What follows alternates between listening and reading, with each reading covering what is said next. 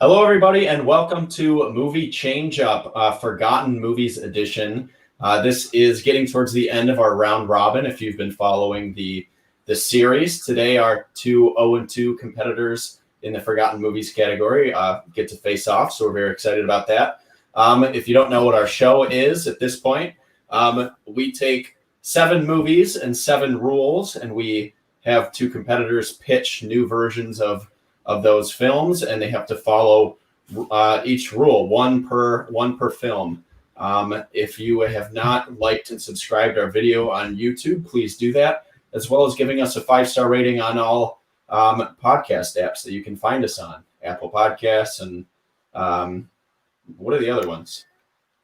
Spotify, Google Podcasts. I was going to say, there you go. We're on all those, except I don't think we're on Stitcher, so fuck you, Stitcher. Anyway, so to get to our episode today, we are going to try to get this a little shorter than the last 2 episodes, which were our countdowns of top 20 movies, which were very fun. But our last one was almost 4 hours, so we're going to kind of keep it moving today. That's the goal. So I'd like to first introduce my consulting judge. He's going to help me on a few decisions today, as well as chime in, give me some insight. So please introduce yourself. Yeah, I'm Bobby. If you watched this show, I'm sure you've seen, well, most of us a bunch of times, but I'm looking forward to contributing to this. The forgotten movies are always fun because not a lot of people know about them, so we're kind of introducing them. And I always like giving my insight. Perfect. And we're just going to move clockwise around the screen. So our next competitor is 0-2 in the forgotten movies. He is hoping to get a win back. He was on a bit of a hot streak, back when before we started the Forgotten Movies thing, and we had a little more competitors. So please introduce yourself, our first competitor today. What's up, guys? I'm back again here to hopefully get my win out for Forgotten Movies. Like you said, we've been doing this for a couple of weeks, and I still haven't won one, but I'm feeling pretty confident in my pitches this week. I'm not going to lie. I'm a little shaky on, but I'm sure Joe's will be terrible, so it won't really matter if mine are shaky. So I'll just point out how bad his are and be good. Trash talk right away. Yeah, we got shots fired immediately, and that's to my fellow co-creator of the podcast over there. How you feeling after Tristan took some shots at you? Well, the fact that he's shaky on any of them makes me feel confident. All mine are rock solid 10 out of 10 pitches. I've spent a lot of time on this. I feel really good about what I'm about to say, and I feel like Tristan should be a lot more nervous than he is. All right. Well, some fighting words already. Joe won the coin toss before the show, so he gets to decide what we're doing first. Actually, no, never mind. I should read. While Joe picks that, I'll read what movies we're doing today, so everyone can kind of follow up, and Bobby can read the rules that the competitors are going to follow. All right. So first up, we have The Distant Future from 1992. We have the somewhat should have been famous Elvis biopic, The King of Rock and Roll from 1981. We have The Legend of Zelda from 2009. I Fought the Law from 1983, The Blood Moon from 1993, Beyond the Burger from 1997, and last but not least, but probably least, The Globes of Gibbous from 1981. So those are our movies. Bobby, what are our 7 rules today? All right, so our 7 rules. 1 must star a famous acting duo. 1 must be a foreign film. 1 must include Gary Busey. 1 must use the cast of a sitcom. 1 must be a Laika movie. 1 must resurrect a director's career. And last but not least, 1 must have a tearjerker ending. All right. Very excited to see what you guys did with this. So, Joe, now what movie are we doing first, and who's going first? We're going to actually start with The King of Rock and Roll, and I'm going to go first. Interesting. All right. I'm very, very excited about this one. Elvis is my favorite musician of all time, right up there with Johnny Cash. So I've been waiting for them to do a Walk the Line-esque quality biopic. So I'm interested to see what you guys do. Now, for those who don't know about the King of Rock and Roll from 1981, got an 82% on Rotten Tomatoes. This biopic of Elvis Presley was shot and set to be released in 1977, but after the King's untimely death during post-production, the studio backed off. Instead of being a box office hit, it was released with almost no promotion after years on the shelf. For the critics who have seen it, they praised the essential performance of Brad Dourif as Elvis. So, Joe, you said you're going first. Yep. What do you got for us? All right. So like this movie, it was forgotten not because of, the quality of the movie, but just kind of the release of it. Like it's a good quality Elvis biopic, one of the better biopics that we've had. And then we have the Baz Luhrmann Elvis biopic with Austin Butler coming out, I think either later this year or next year. So I felt just doing a straight up Elvis biopic would seem a little redundant and just kind of like, why are they making this? So I decided to change it up a little bit. And because of that, my director is Travis Knight because I'm making this a Laika movie. For my Elvis, let me just get into my pitch and then I'll read my cast. It'll make a little more sense. A 10-year-old Elvis living in Tupelo, Mississippi has been pushed to sing in the Mississippi-Alabama Fair and Dairy Show by his 5th grade teacher after hearing him sing during morning prayers.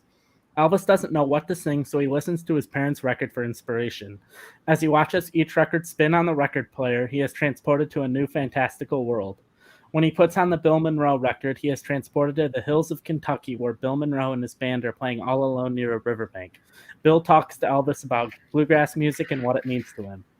When he puts on the Lead Belly record, he is transported to a small white church where the choir is composed of angels. Lead Belly talks about how music can help people and how it helped him through hard times in his life. When he puts on the Sinatra record, he is transported to a New York theater where Sinatra walks off stage after performing to thousands of screaming fans. He talks to him about how fun it could be to perform and how it's about putting on a show.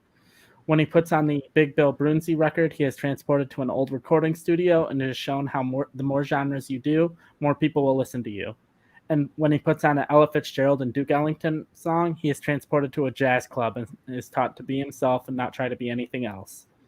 After hearing all of the records, young Elvis is in his room when his mom tells him it's time for the fair. Elvis is on stage, and similarly to the ending of Bohemian Rhapsody, young Elvis performs a medley of what will be his greatest hits on stage. And as he performs, he morphs from little kid Elvis to young adult black shirt Elvis and finally to white bedazzled suit Elvis. As far as my cast goes, as the voice of Elvis is Winslow Fegley. He's 11 years old, and he's kind of like the next big Disney Channel star. He's the star of like the big Disney Plus show for kids. My bluegrass singer Bill Monroe is going to be voiced by Chris Pine. Gospel singer Lead Belly is going to be voiced by Jamie Foxx. Frank Sinatra is going to be voiced by Frank Sinatra impersonator Richard Shelton. Blues singer Big Bill Broonzy is going to be voiced by John Legend. And then Ella Fitzgerald and Duke Ellington are going to be voiced by Jennifer Hudson and Mekhi Phifer. And that's my pitch. Very interesting direction to go with that. Tristan, let's see what you got. I went in a different direction, but a bit more of a traditional one. Like you said at the beginning, I'm a big fan of Elvis, and not just because of his music, but because of his fascinating story. Like even if you just go on his Wikipedia page and scroll down, like every paragraph is like a movie in itself. There's so many great little anecdotes and things like that. So I think someone that can capture that big scale of a story, of a life, but also the humanity of it, would not make him a big sort of God creature, make him show the human beneath it. And I think Martin Scorsese can do that great. He's had some really good biopics, from Raging Bull to The Irishman to Wolf of Wall Street. I think some of his best work is in biopics. And I want to kind of take his concept that he did with Raging Bull and Irishman and sort of bring them together by having one actor play Elvis throughout the whole movie, and also having some scenes at the beginning that are in black and white where we're seeing Elvis as an adult. So I'll kind of get into my pitch right now. I have it right over here. So Elvis, we all know he had kind of big ambitions as a film actor. So I think Scorsese would be a great person to sort of tribute that. He never really made any great movies, but Scorsese, I think, is obviously a great director. So we start, like I said, it's black and white. We're in the future. Elvis is old. He's overweight. He's kind of self-medicating. We knew that his last couple of years or so, he was falling into drug abuse, unfortunately, and his body was kind of falling apart. So I want to show Elvis at that point in his life. And a telecard tells us that it's June 21st, 1977. He's about to go on stage in Rapid City, South Dakota. And in this moment, he looks in the mirror and he sees himself, and it brings him back to when he was young. And we get some of these great moments in the history of Elvis from when he was a kid and he performed at a talent show, and all his classmates were kind of shocked because he'd been made fun of as the kid who played guitar in school. They didn't think he was anything good. And then he performed at this talent show, and it was kind of a moment for him to realize he might pursue music a little bit more. So I want to capture some of those moments, not all the big moments, not him going on the shows and him going to the big stadiums. A lot of these smaller moments too, like what made this man who he is, the human side of this icon. Yeah, there's some really interesting stories I'd like to portray in this. We know he met with Nixon literally because he was so anti-drug. He was very against the hippie movement and the drug culture around hippie movement. There's a story of someone that he knew, and when he met her, she mentioned that she'd smoked marijuana before, and he got very upset and said, "Don't do that, don't do that." But I want to capture how he went from that to someone who was sort of overweight and abusing drugs himself. And I think deconstructing that kind of a character is very fascinating. So I kind of just want to capture the spirit of Elvis, show a lot of his great moments, a lot of his highs and lows, but the man behind it as well. And I think Scorsese captures that perfectly. So that's my pitch, just to Scorsese exploring the life of Elvis and the man behind the legend. All right. I have some things to say All about that. All right. Okay, after hearing both pitches, Bobby, what do you have a question for either of them? Is he muted? Yeah, Bobby? he's muted for me. I'm muted. Hold on. So I like different biopics, and I guess with Joe's, it's not quite a biopic, but I like the musical aspect. In the original, Brad Dourif did his own singing and kind of did like an Elvis impersonation. Are you going to have, like for Joe, like are you dubbing in because it's animated? Is it just Elvis's music, and then same for Tristan? Is your actor singing, or is it going to be the Elvis music, the recorded version?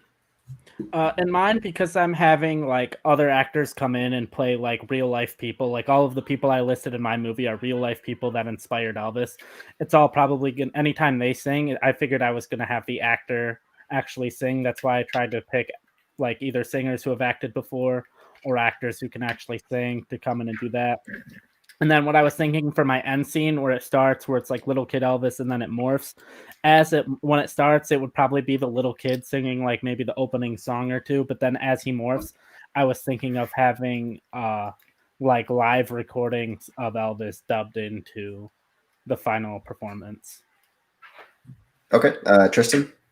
I didn't mention my actor actually, but it's Ray Liotta. I think he has a great range you can tell when he was young, he was very attractive, and he's kind of, his body and face had changed a lot. So I think a lot like he did with The Irishman, it would be interesting to see him de-age him.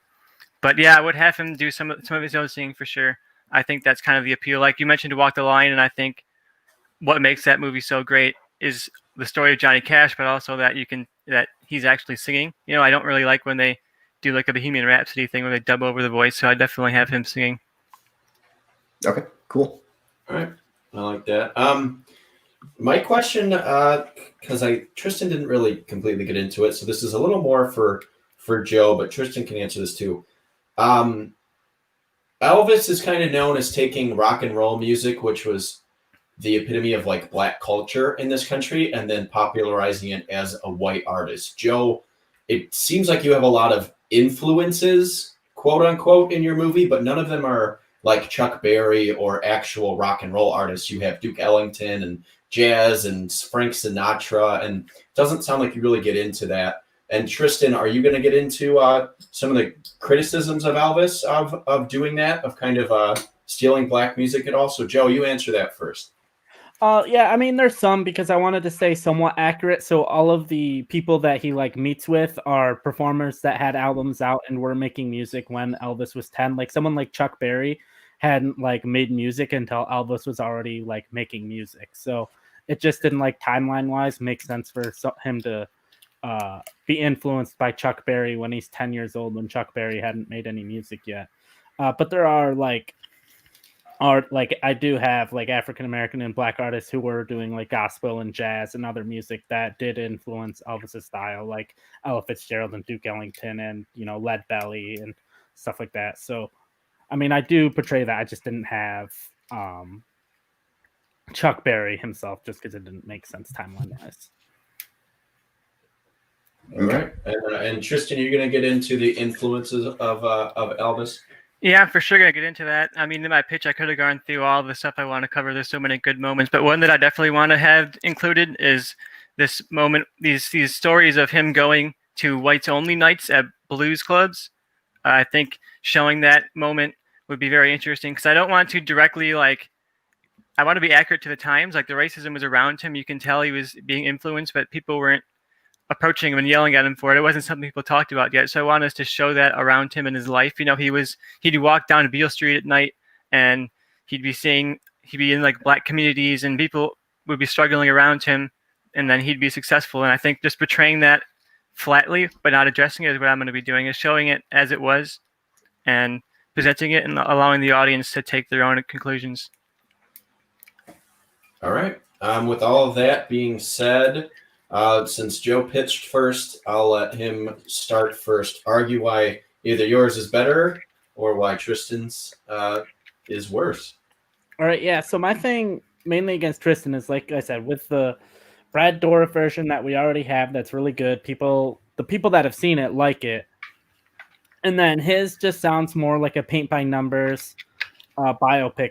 It starts off exactly as the way like the Dewey Cox Walk Hard movie does by spoofing musical biopics. It starts off with him old, reflecting on his early life, and then he's wants to show the moment with Elvis talking with Nixon, and we already have a movie with that. It's with Michael Shannon and Kevin Spacey called Elvis and Nixon. I'm not going to show that. I never said that I would. I didn't mention that in my pitch. I use it as evidence to portray the character, but I didn't say it was going to be in the movie. Okay, but still, it just seems like a lot of paint by numbers, stuff we've kind of seen before. That if it's bringing anything new, I don't know, especially what would attract Martin Scorsese to do a biopic for a movie we already have a biopic of a person about. It just seems kind of redundant. That's why I wanted to do this, and the Brad Dourif version opens with his performance as a kid in the 5th grade in the fair. So I thought this would be a good companion piece to that. You kind of show the backstory, a fantastical backstory to that, and then you can go right into the Brad Dourif version, where his just sounds like more of the same.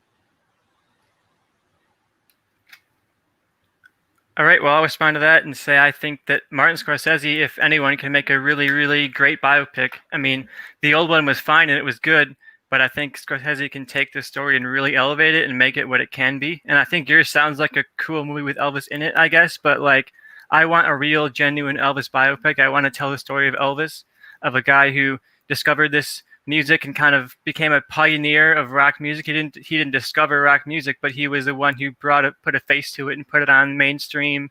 As someone that we know the iconography of, we know the fame of, but to get the story, the life story of, to see this man become who we know him as, that's a fascinating story, and I think we need to do him justice by giving him a real biopic from a real director who can portray all of these great moments that define this great artist, and the human side of it too. We know how he died, but we're not going to make him someone who loses his mind and is a terrible person. We just want to show this guy who was a huge heroic icon who became human, who was always human all along, the same way he did for Irishman.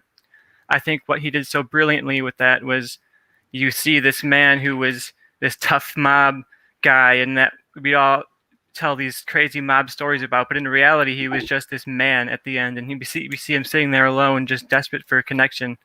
And I want to do Elvis similarly. I think why I picked that date in particular is because he gave an incredible performance that night, just 2 months before he died. Performance of Unchained Melody.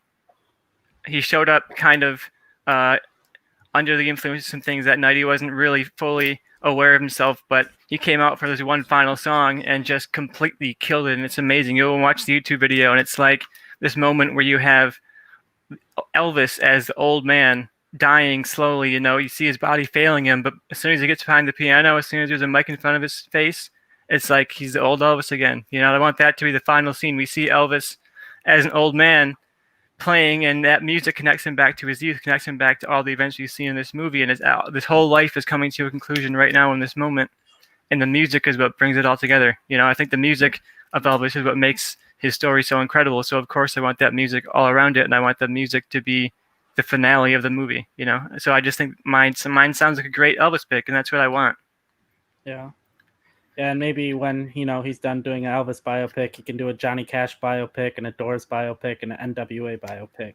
And I just feel like you have a great Elvis finale. Like it's Old Man Elvis. Mine has like all of Elvis's big hits at the end, and like you could do it in a cool, fantastical, like animated way, and that'd be really interesting. It could be a good way for like kids to be introduced to Elvis, and then it also could help be like as far as like the rule use of a Laika movie. It'd be interesting because Laika, like, they make good movies, but outside of like hardcore film fans, like no one like sees their movie. So if you do like, oh, this is like a movie about Elvis, it could be the type of thing that puts Laika on the map and could make their movie seen further going forward. I'm just I think I've heard enough to make my decision. Bobby, do you agree with that? Yeah, I'd say so. I've heard a good amount. Okay. So Bobby, give me your opinion. Maybe that'll sway me because I'm a little torn. But I think I have my final ruling. Yeah, I was torn for most of it because at first with Joe's, like, it didn't really give me the Elvis story, which is kind of what I was looking for in the movie. But with Tristan, I think you leaned a little too heavily on some things Scorsese has done, and also I'm not a big fan of de-aging Ray Liotta for most of the movie when he's younger. I don't know how well that really worked in The Irishman. It kind of took me out of it. But even though it's close, I think I'm more interested in Joe's, and I do like the idea of putting Laika on the map. Okay.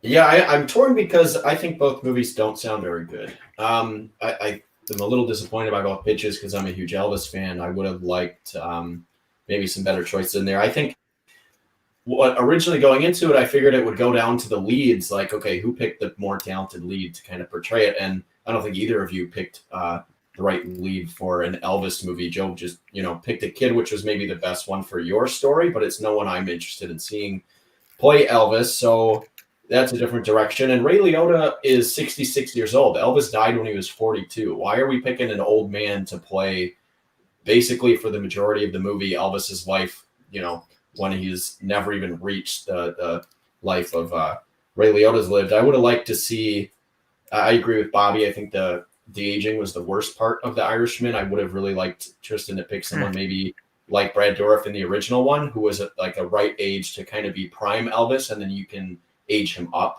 rather than age, someone who's lived a quarter of a life more than Elvis ever did. So I really didn't like that pick. But Elvis had such an interesting life, and outside of this film, which never really got into like the darker aspects of it, I feel like Elvis's life is so interesting because he was only on top of the world for what seems like, looking back on it, not very long. And he had a long absence out of fame or, struggling with drugs. And I think at least Tristan's movie with Scorsese can get into those more interesting aspects. I think also Scorsese has shown through his directing of music videos and through The Last Waltz with the band and things like that, that he can actually do really, really awesome musical performances and direct the hell out of those and do good biopics like Tristan mentioned, where I do think the key of a good biopic is the right lead. I don't think Tristan did that. Joe's movie is not an Elvis movie in any way, shape, or form. And the movie is called The King of Rock and Roll, and there's no rock and roll in Joe's movie. I would have liked Joe's movie better if at least he got into having like the real influence of Elvis, like Little Richard and Ike Turner and Joe Turner and Ray Charles. And those guys should have been the influences. I don't need to see Duke Ellington and all these guys in your movie. It doesn't have anything to do with rock and roll. And I think it would just, especially like you mentioned, Laika's not huge. I think this whole movie would just confuse audiences. And at least I know what I'm getting out of Tristan. So I'm going Tristan ever so slightly on that one. But he gets the early 1-0 lead. All right. So Joe, where are we going next? All right. I guess I'll go with the Globes of Gibbous, and I'll go first again. All right. Globes of Gibbous. Came out in 1981, got a whopping 14% on Rotten Tomatoes. The film is about this. When the village of a young girl named Lexi Lumen gets attacked by space bandits, she is saved by a mysterious older woman. It is revealed to her that she is the princess of an entire planet that went into hiding from the evil Galactic Liberation. She must recruit a peculiar team of heroes to stop the Galactic Liberation led by the villainous Caligo Tenebris and bring her true home planet out of hiding. After the success of Star Wars, this was one of the many, many forgotten space operas that bombed in the early 80s. So, Joe, you're going first. What do you got for me? All right, so my director is going to be Dave Filoni, and that's because I'm going to make this movie animated. The description reads like an animated movie. Also, my main problem with space movies is there aren't enough aliens, so no characters in my version will be human. Being animated is going to help with this. Filoni has spent the last 20 years putting out top-notch animated content, whether it's his work on King of the Hill, Kim Possible, Lilo and Stitch, Avatar: The Last Airbender, Star Wars Clone Wars, Star Wars Rebels. And the Globes of Gibbous was inspired by Star Wars, so an animated remake would be the perfect first true feature film for him since he spent the last part of a decade learning under George Lucas. And then I'll give you my plot, and I'll give my actors afterwards. So in my film, Princess Adnak is on the run from the Galactic Liberation and Caligo Tenebris. Her personal guards and top military officers have been abducted. She needs a team. She goes to a nearby planet where the direct descendant of a great wizard named Gibbous, who has a legend on her planet, lives. The descendant is Lexi Lumen, a young farm girl who lives with her dad in a small village, which is being raided by the Galactic Liberation. The princess distracts the evil men and saves the young girl. However, Lexi is unaware of her powers. The princess tells her everything and begs for her help. Lexi reluctantly agrees, unsure if the woman is telling the truth or if she's just crazy. They need more people for their team. They go from town to town recruiting the living descendants of the wizard, all of which are kids. The kids all from different backgrounds. The kids all from different backgrounds must work together to learn their powers, using round globe-like orbs that belong to their ancestor Gibbous, which is where the title comes from, the Globes of Gibbous, and channel their energy to stop the evil Caligo Tenebris and the Galactic Liberation. And so, playing Lexi Lumen, the farm girl, is going to be Aaliyah Carvalho, who is the voice of Moana in Moana. Watso Plaxis, who's kind of like the nerdy kid of the team, is going to be played by Ian Armitage from Young Sheldon. Tepper Sackle, the dumb Jack character, is going to be played by Julian Dennison from Deadpool 2 and Hunt for the Wilder People. And then Nallum Kenneth, the privileged rich girl, is going to be played by Julia Butters from Once Upon a Time in Hollywood. And then as far as my rule use goes, I use the rule of a famous acting duo. So my Princess Adnak is going to be played by Scarlett Johansson, and then my Caligo Tenebris is going to be voiced by Chris Evans. They've worked closely together on 6 MCU movies. They've also done 2 non-MCU films together, The Nanny Diaries and The Perfect Score, and then both are rumored to be in the upcoming Greg Berlanti-directed Little Shop of Horrors remake. And that's my pitch. All right. Well, I went with making it a foreign film.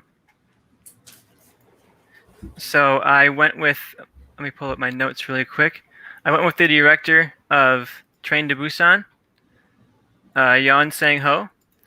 And I think what I went with foreign film on this is because I think we do get a lot of foreign dramas. We get a lot of foreign horror, things like that, but I think we rarely get like big foreign action movies, like sci-fi style, like big scale movies, going into space and blowing up ships, that kind of sale. So I want to give it a chance for this to be like a big breakout hit in America of what foreign action movies can really be when you give them that big of a scale. And I think he showed in Train to Busan and also Peninsula that he can capture emotion in action. I think especially Peninsula, it was very action oriented, and I think he pulled it off really well. So I'm going to go with that for my story. And Joe told a good origin story of this team kind of coming together, but I'm kind of tired of just seeing a bunch of origin stories of things. So I want to sort of just do it differently. I want to have this team already together. This woman have like the origin story will come through the first couple minutes over the opening credits and things like that. We see her joining causes with this team and going around and gathering up together, and now they're on their sort of first mission as like a full-fledged team. They're not gathering together anymore. They're on their first mission together. So they're going and they're fighting against essentially a priestess who has taken over one of the nearby moons of their planet, and she's claimed independence from their planet and wants to sort of declare rebellion. So as a princess, she's going to be fighting against this witch who is trying to declare rebellion on her throne and on her kingdom. And it's sort of a nice, big, fun action movie. Not anything deep with the plot or the characters or the themes. You're just getting really point A to point B fun action. And I think that this director can have the heart in these characters. Like, there wasn't a ton of character development happening in Train to Busan, but just within that few minutes they had at the beginning and at the end, like you felt for these characters, and they didn't need to have a ton of development. You just through the events and through the action of it happening, you felt the changes, And I think he really, and then by the end, of course, it pays off. The emotion, if you've seen that movie, you know that it just kind of guts you at the end. So I think he could make us root for these characters. And Train to Busan is well known enough in the States that I think people would go see something. So I think the bigger budget won't be that big of a risk. So I think this would be the movie that can really change how people look at foreign action movies. They're not all kung fu movies. They can be something even bigger than that, And I think that's very exciting. So that's my pitch. Okay. All right. All right. I'll start with my question in this one. One of the only cool aspects of the original one was literally the planet going into hiding, and the whole title of Gibbous comes from the moon term, so they made the planet disappear, similar to kind of how the moon did. And the special effects, even for 1981, were pretty decent. Do you guys have anything similar to throw into your movie about the planet going into hiding, or take one of the only cool aspects of the original? Tristan, I'll start with you. You got anything like that? It's definitely a big, huge event in their history. It's something they refer to a lot. So I have that sort of after the Avengers, every Avengers movie mentions what happened in New York, what happened in New York, and it's this past event they all remember. So I want it to be kind of like that. And since this preset is on the moon, it's going to be a reminder of what happened to them. And a lot of the people who are going to that moon on that adventure are going to be people who experienced this event before. This whole team was there when that happened. So they're going to be afraid that this woman, if she takes over the moon, she could do that again. And she could disappear the planet again. It's like this threat in the background, that makes it very exciting for me. If you know the power of this, like I said in the opening credits, they're going to show that happening. So you're going to know the power of this, even if you haven't seen the original and know the characters or the comics or where this all came from. So I think that would be very exciting to get that in the back of these characters' heads while they're going through this adventure. Yeah, for me, mine's a little different because his is mine happens during the movie instead of before. One of the big climactic moments of the kids all figuring out their powers and being able to work together and using their powers is they actually use their magic powers to hide the moon from the Galactic Liberation and Caligo Tenebris. And it's a big, huge, audience applause moment when they finally work together and figure it out and hide the moon so he can't attack it. All right. And Bobby, what do you got for us? Yeah, so the original was known, if you actually watch it, it had pretty interesting weaponry. One of them being one of the guys on the team had laser nunchucks. So can you kind of describe any kind of interesting, combat moves or combat techniques or weapons that you guys have that could reference the original? I'll start with you, Joe. Yeah, one of the things, Julian Dennison's character, they all are kind of, because they're all descended from the same person, they all kind of have a base look and base species, but because they're all aliens, there's a little bit of variance in each, and there's been hundreds of years since Gibbous was alive, and so genetically they've all changed a little bit. But one of Julian Tennyson's his character's trait is he can split and then fight as two separate people and then come back together. The rich girl, she has a bunch of gadgets and cool stuff that she has from her dad, who was a legendary general. Who became king. The farm girl, she actually, with her powers, she can like commune with animals and stuff, and that's why her like one of her family traits that she got from her dad's side. She descended from Gibbous on her mom's side, but one of her abilities from her dad's side is she can commune with animals, and so she can help. And it's not just like your typical like cows and like horses. These are like cool alien species that she can command to fight. So things like that. Okay, cool. Tristan? Since they're fighting against the priestess is going to have a lot of really cool, interesting weapons, sort of like as a foil to the ones we typically would see. So she's going to be having stuff that's sort of more magical and moving around, sort of gravity around them, being able to throw rocks and stuff at people like that on the moon. And to counteract that, I'm going to give our team some heavy-duty kind of gravity gun stuff where they can pull up this big gun and grab a rock and they can pull it up and shoot it. You know, they're moving a lot slower than the priestess, so they're going to have to really coordinate with their weaponry because it's so much less advanced than her magic is. So I really want to see this kind of conflict of their weaponry versus her magic and technology versus like spirituality and which one can come out on top. Okay, interesting. All right, you all set, Johnny, or do you have another question? I want Joe to start on this one, and just this isn't more of a question, but just explain to me as someone who doesn't really follow a lot of the outside of Star Wars things. I hear the name Dave Filoni. The only thing I think of is Star Wars. Why is your movie just not going to confuse anyone into thinking that this is just another Star Wars movie? I mean, it's not going to be marketed as like Star Wars presents, the Globes of Gibbous. It's going to be like, I feel like the type of people who know who Dave Filoni is are in the know enough to know that like, hey, he's doing a movie that's not connected to Star Wars. Like, I feel like the type of people that might be confused, that were like maybe confused on like where Rogue One was in the Star Wars timeline, like have no idea who he is. So like his name really doesn't mean anything. It'll just be like, hey, a guy that helps out with Star Wars is like doing his own thing. I don't think it would really necessarily, if they don't market it as Star, and it like every like IGN and Collider and all those articles are going to say like Dave Filoni doing his own original movie or a movie that's inspired by the Globes of Gibbous. It's not going to say like, hey, Dave Filoni's doing a Star Wars movie called the Globes of Gibbous. Okay, all right. So then, with that being said, fight it out. Yeah, I mean, I disagree with his defense of Filoni. I think this original movie was criticized for being a ripoff of Star Wars, and if I think you take Dave Filoni, who's literally only known at all for doing Star Wars, and you put him on this movie, it's just going to be another ripoff. It's going to be a movie that's catered to Star Wars fans and only Star Wars fans, If I ask my dad, oh, do you want to go see the new Dave Filoni movie? He's going to be like, I don't know what that is. And no one who's not a Star Wars fan is going to be going to see a movie based off the name of Dave Filoni. And especially you take something that's so kind of nerdy in Star Wars and sci-fi already, it's just going to feel like the same thing. And I think we've seen in this last trilogy that you can make just like rip-off Star Wars movies that are bad. And like something like The Force Awakens, I think is barely not this. Like this just feels like a rip-off of Star Wars to me. And just putting Dave Filoni on there alone is going to be enough to do that. And I think that my movie is good because it is just an adventure movie. It just takes these characters and puts them on an adventure. We don't need to see how they all met and came together. We can just say, oh, they're these cool space characters and they are on this adventure now. Like, I don't need to see teams come together in a movie again. I'm tired of Guardians of the Galaxy type movies where it's like, oh, here comes the good guys together one by one, and then maybe in the final scene, they're a cool team together. I want to see the cool team together the whole movie.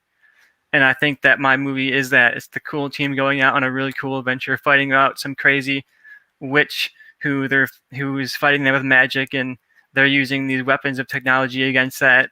Mine just sounds a lot more exciting, a lot more fun, and not just like the same bad story, the same bad movie told over again. And mine just sounds better. So I think mine should easily win this one.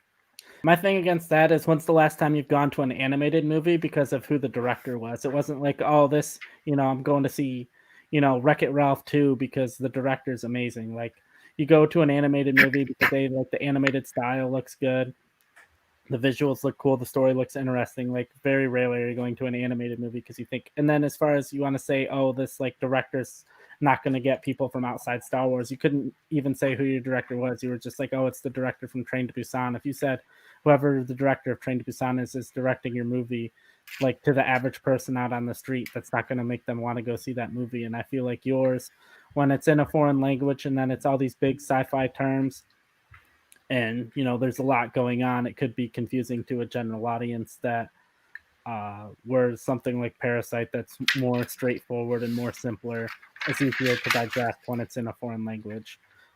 And I feel like as far as like Dave Filoni goes, having done Star Wars, he's not going to feel the need to make this like a love letter to Star Wars, or I want to make this part of Star Wars or inject Star Wars into this. If he wants to go make Star Wars, he can go make Star Wars whenever he wants in the Star Wars universe.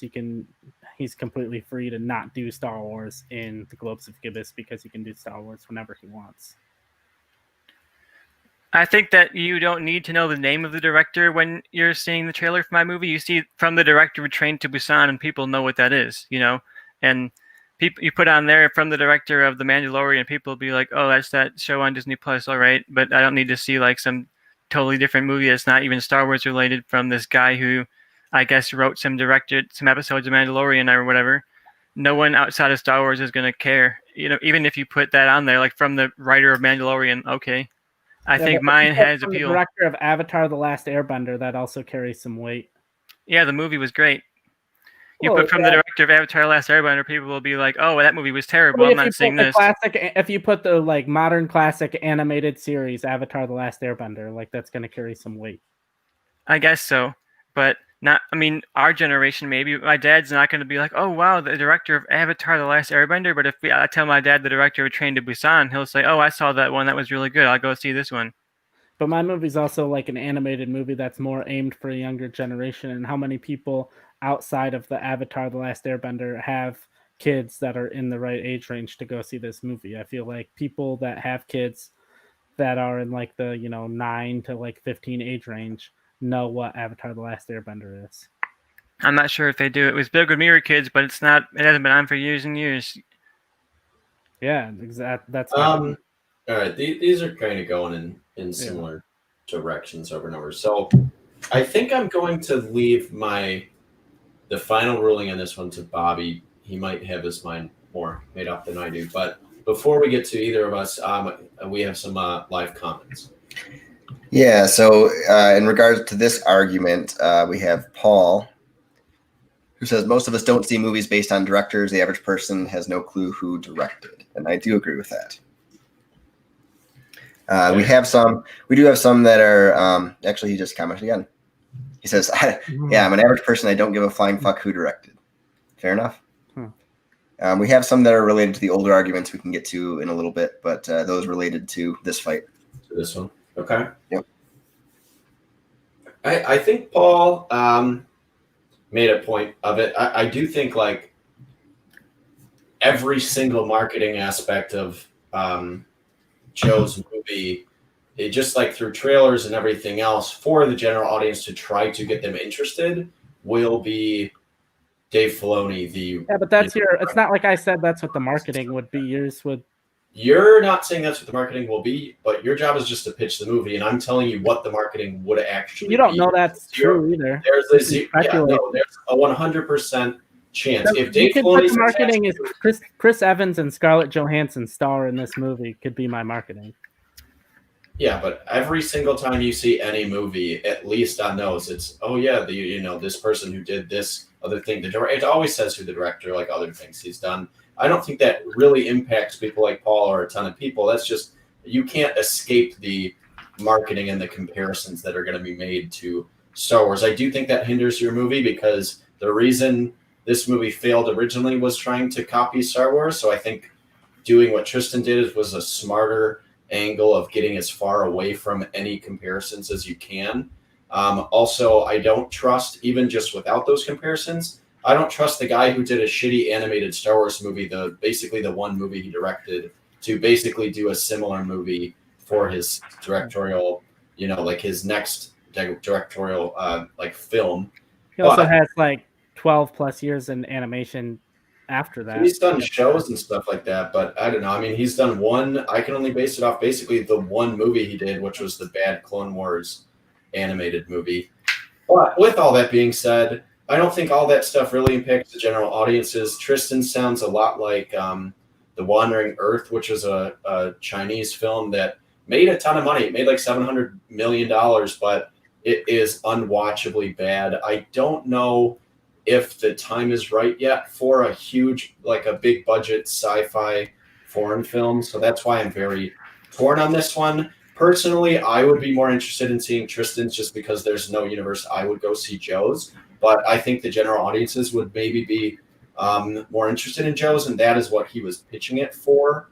And I don't like basing mine off of what audiences might go see. So I'd pick Tristan based on me. But Bobby, I wanted to leave it up to you because I think you'll maybe have a better or more firm decision on this one. Yeah, and I think just this might have depended on obviously who was making the final ruling, but I do have more of a background on Dave Filoni, and I trust him a lot more than I think you would. That Clone Wars movie, basically, they just decided to combine 3 episodes and make it a movie without the knowledge. Like, those were just episodes they just combined, said here's a movie. So that really wasn't his fault, and I think he does a fantastic job. So that really didn't hinder me, and I think to make an animated movie that's in the vein of Star Wars, I think Dave Filoni's perfect. With Tristan's, I am interested in seeing a big budget foreign film. The only problem, I don't know if the effects are quite ready outside of Hollywood and to put that big budget into it to make it worth it. And anything that's big sci-fi fun action, like Johnny said, is kind of unwatchable right now that's coming out of other countries. So that doesn't interest me quite as much. And because I'm more into Dave Filoni and his work than Johnny is, that kind of leaned me towards Joe. So that's where I'm going to tie it up. But I was pretty torn for most of the arguments, but that's where I'm going.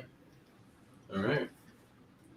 There you go. Squeaking by. Yeah, I was like, I can't make the final ruling on this because I'm a little too biased in terms of the pitches there. I would go see a foreign film over an animated movie for the most part. So, Bobby, you said you have other live comments that may be related to. Yeah, it's all Paul, but just going back to the first argument, he said that Joe sounded more different and interesting, and that the influence of rock and roll is blues and gospel. So he was just kind of commenting on that he did like Joe's pitch a little more than you did, I believe. Oh, my other question. Yeah, we didn't really get into this. Tristan brings it up in the private chat. What is Joe's?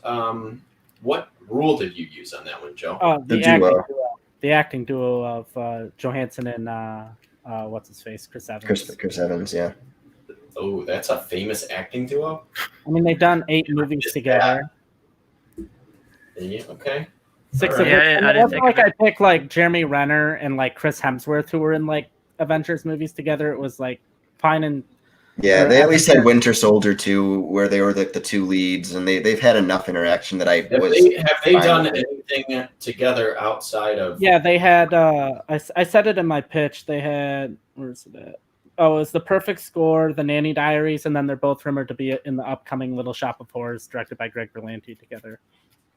Okay, all right. So I think that is fine. Yeah. It's not maybe the idea of the rule of the question, but yeah, I think it works enough. Kind of works fine, and we already made the ruling. So, what are you gonna do? All right. That means the game is tied, and Tristan gets to decide what we are doing next. All right. Next up, I'm gonna go for Under the Blood Moon, and I'm gonna change it up a bit and make Joe go first again. Oh wow! Yeah, let's change it up a bit by doing the same thing. All right. Under the Blood Moon came out in 1993. It has a Rotten Tomato score of 67%. This 1990s horror movie, directed by Ron Underwood, explores how a werewolf would react to a blood moon. Val Kilmer plays Matthew Fulton, a psychologist cursed with becoming a vicious wolfman on every full moon. For years, he was able to contain himself chained to the basement of his secluded house at night, but when a rare blood moon occurs, he breaks free to terrorize the town. Although the movie was solid, the effects blew up the budget and were not quite believable. So that is all you really need to know about Under the Blood Moon.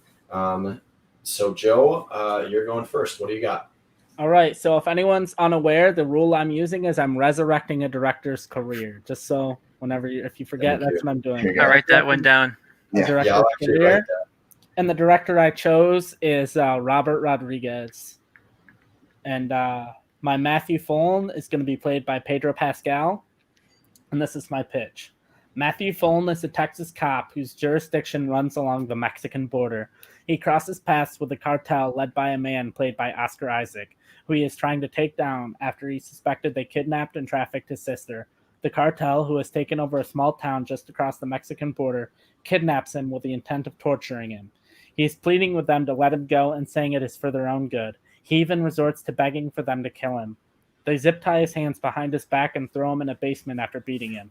That night there is a full moon, which means Matthew turns into a werewolf. However, tonight is a rare blood moon, and I'm keeping this from the original, it makes him impervious to silver bullets. Matthew becomes an unstoppable, unkillable killing machine who is bent on revenge. Matthew tears through the cartel, ripping them limb from limb in a violent, action-packed showdown, ending with him going against Oscar Isaac's character. The movie ends with him heading back to the United States in his human form and the innocent citizens of the village finally coming out of hiding. And that's my pitch. Pretty sure Robert Rodriguez just directed a movie that came out like 2 weeks ago, but we'll go with that. All right, I'll go through my pitch. I use the same rule as you. I revived the director's career, but I actually revived the director whose career is not actively happening right now. Frank Darabont. He hasn't directed a movie in a very long time, so I think a horror movie is a great way for him to come back. The Mist was a really good kind of tense horror thriller, and he did the first season of Walking Dead. That was a really great, brought in a lot of horror elements, but also had the human elements. And I think that's what's really important here is you're capturing the humanity of this man who becomes a werewolf. And I think especially you see like the Wolfman style movies that have been coming out recently compared to what the original intent of that kind of a character was, it doesn't feel very sympathetic anymore. So I had Frank Darabont as my director. My Wolfman is Dave Bautista. The town's leader who's hunting him down is The Rock. And the old wizard who was helping the Wolfman throughout his whole life treat his illness is played by Gary Oldman. And it's set in the early 1900s. So Dave Bautista, he's the Wolfman. He's been living in a shack essentially every time the full moon comes around. He's living like a double life. You know, he has a normal life in the city, but when his time comes, he has to go out into the shack and live. And he's been using these potions that a wizard has been giving him from the woods to contain his rage, contain his strength, so he doesn't go on like a blind rampage and break out of the shack. But just like in the original, the blood moon comes along and a lot of his plans go awry. Like Joe said, he's impervious to silver bullets, but he's also even further enraged. He's even stronger than he normally is. And because of the blood moon, the potions he normally uses are no longer effective. So after decades and decades of peacefully living his double life and protecting the people by not attacking the town, he has made a mistake. And on the very first moment of this blood moon, he's gone, he's attacked, and he's killed a townswoman. So now The Rock plays the leader of the town who's been tasked with hunting down the Wolfman. And we're essentially getting The Rock versus Bautista through this horror action thriller directed by Frank Darabont, who I think could capture that tone really, really well with his previous work. That's my pitch there. Okay. All right. Interesting.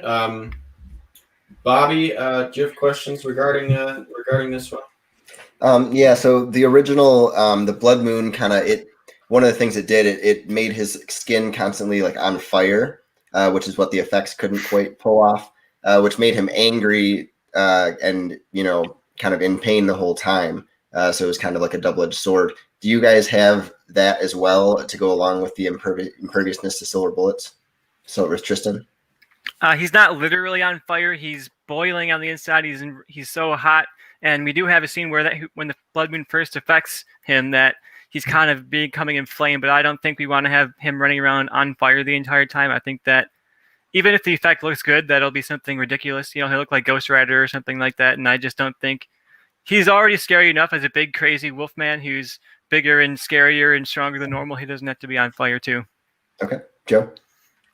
Yeah, the only difference is that he's not on fire the whole time. It's just there is an homage to it in my movie where like the cartel tries fighting him, by like pouring gasoline on him and lighting him on fire. And I mean, it lasts a few seconds. It's kind of an homage to the original, but the blood moon doesn't turn him on fire in my movie.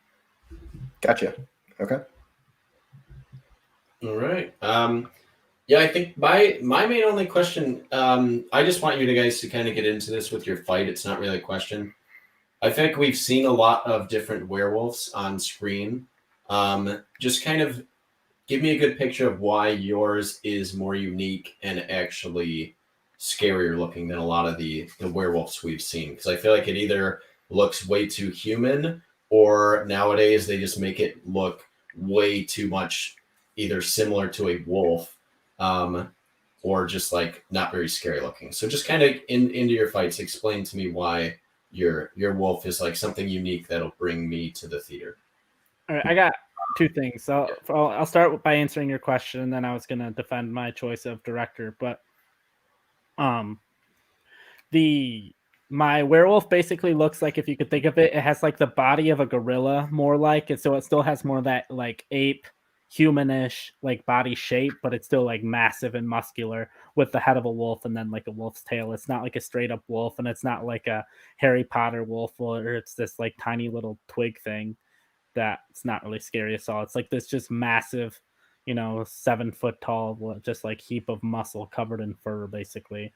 And then as far as my director choice, like, yeah, he released a movie on Netflix like 2 weeks ago, but it's like this weird, basically movie written by his kids almost, that's like a 4.7 out of 10 on IMDb. Like, it's not the type of movies Robert Rodriguez should be making. It's not the type of movies he does well. I feel like this is more the type of movie he does well, and not, I mean, the closest thing he's done to this in like 10 years almost is his episode of The Mandalorian, that, where it's just a guy just ripping through people. And that's, a 4.7 out of IMDb is not the sign of a thriving career.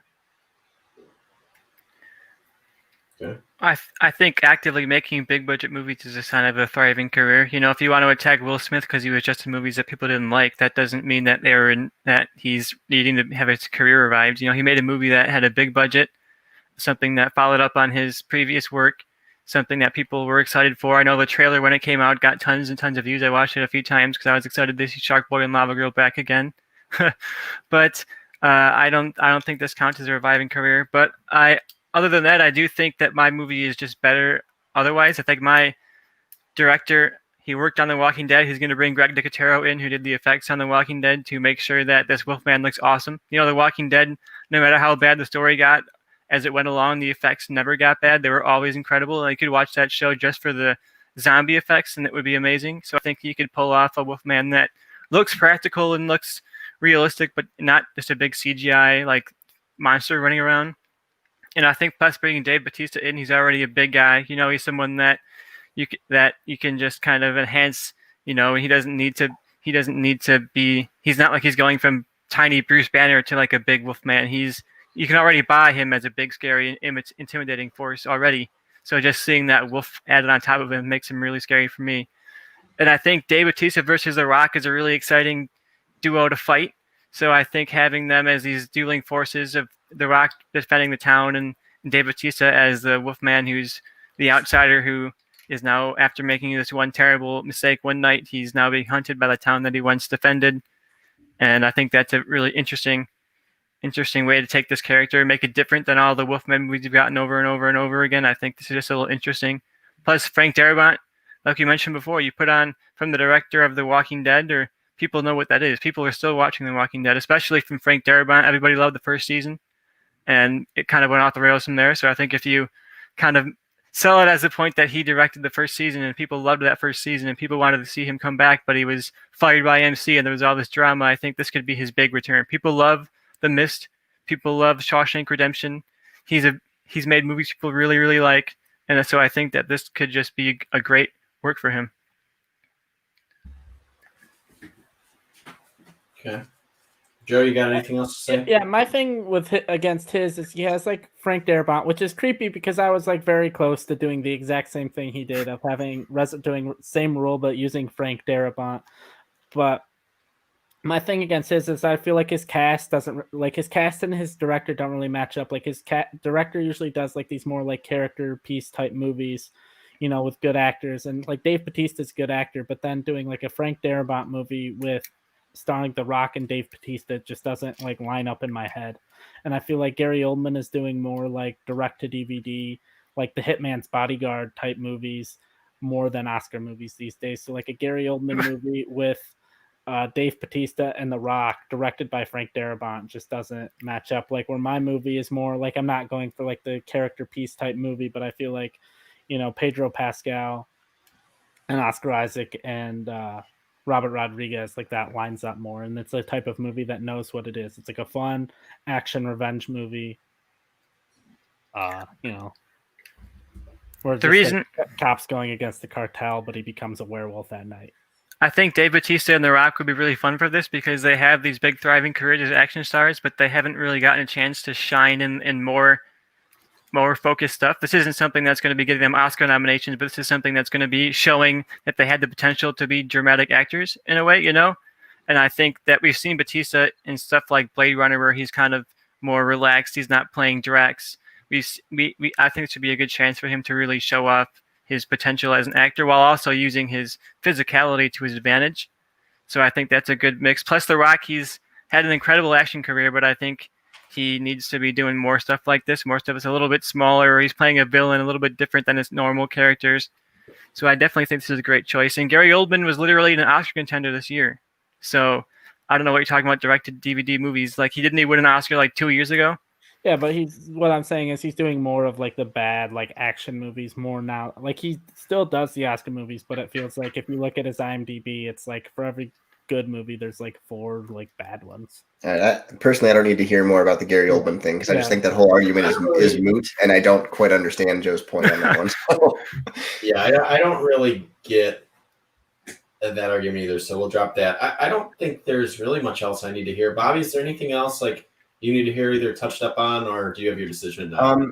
I just need, so Tristan, I know you gave a defense, but why would Frank Darabont cast Dave Bautista in The Rock? That's kind of what I want to know. I think he does a great job of bringing performances out of people. You could say, oh, the guy who plays Daryl Dixon, he has, Boondock Saints? And then all of a sudden in The Walking Dead, he's really great. He made Morgan Freeman instantly become like a classic that we all know from Shawshank Redemption. He's been able to take people like the actor who played Andy Dufresne. What have we seen him in? But he managed to make that guy have a great performance in Shawshank. And I think he could really take advantage. I think he enjoys working with actors like this, people who want to shine and show off what they can do. And I think especially it's out of his normal comfort zone too, but it's something that he can still has experience with The Walking Dead, with The Mist. He likes working in this kind of genre. So I think this is a good comeback for him, especially after so many years away. This is kind of a good comeback for him. You get fun actors. You're not selling it off of Frank Darabont, especially you're selling it off of Dave Bautista, The Rock, in this more out-of-character movie, this horror action movie. It's not really an action movie. It's more of like a horror thriller. Not something you normally see them in. That's something people would really, I think, be excited to see. These actors they know out of their comfort zone. Okay. That's kind of the last thing. I was just trying to, because I understand Joe's whole, like I get your whole pitch. I just kind of needed that from Tristan. So I'm all set. Johnny, do you have your ruling or at least your thoughts?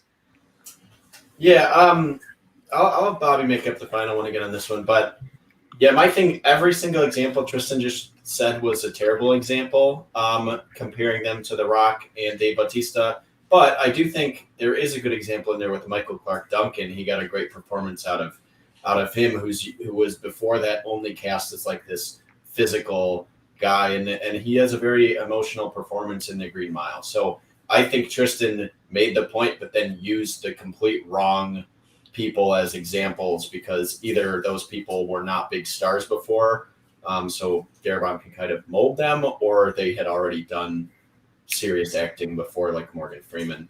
But that being said,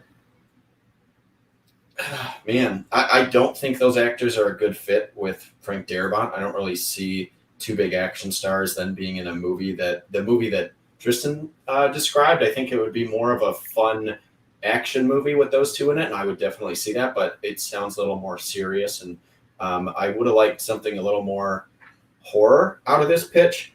Joe, same thing. And there's nothing horror that's going to be in your pitch. It's going to be a fun, dumb action movie as well. And I don't know if you've ever seen the movie Wolf Cop that's on Hulu currently. That was basically like a straight DVD film, but it's literally the movie that Joe described. Well, I'm gonna go watch that then because that sounds. It is entertaining, but it's a very bad movie. But yeah, it's about a cop who blacks out, becomes a werewolf, and then it kind of gets into cartel type issues. I'd never even heard of that. I know your movie at the end, he's not going to be a wolfman in a cop's uniform shooting people, but Wolf Cop, I recommend it. It's insane. Is it directed by the same guy that did Samurai Cop? It might as well be directed by Robert Rodriguez, honestly. But also, there's another episode of the remake of Creepshow that is on Shudder. That is also like the other aspects of what Joe described, which is a werewolf locked up and telling these people, like, kill me. You don't want it to like get nighttime. So it was funny that Joe described that, and I was like, I don't think he's seen either of these things, but his plot, I've seen the whole plot basically in two other projects. Personally, I think it comes down to who resurrected a better director's career. I don't love either pitch, but I would see both movies, and I would rather see a fun, dumb action movie with Dave Bautista and The Rock than a bad action movie made by Robert Rodriguez, because the last one I watched by him was Alita Battle Angel, and that movie was hot trash. So I can't go see another big budget like action movie. I want Robert Rodriguez maybe to stick with TV for a while. I don't think he's a good fit for the movie Joe described. So that's where I lean on it, Bobby. But what's your decision on it? I was split for most of this because the reason I asked that question to Tristan is I really liked the movie that you described, and I really like Frank Darabont as the choice, but I don't think they fit together.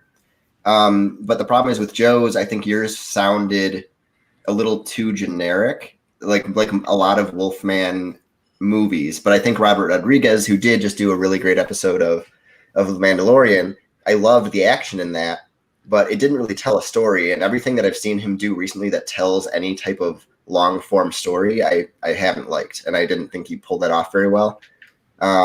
So just because I think Frank Darabont is a better director than Robert Rodriguez and could get good performances out of actors that may not fit his style, I think I'm leaning towards Tristan on this one. But it was really close. I could have gone either way.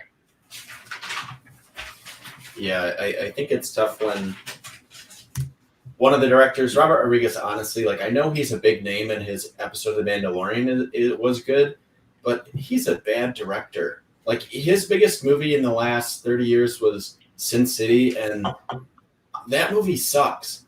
So, like, that's my thing with him is I don't think resurrecting, just because someone hasn't made a good movie in a long time, is exactly the best thing to resurrect. At least Darabont just kind of shied away from making movies. Robert Rodriguez has been making movies, but they've all been terrible. So I think that was kind of my deciding factor too on that one, Bobby.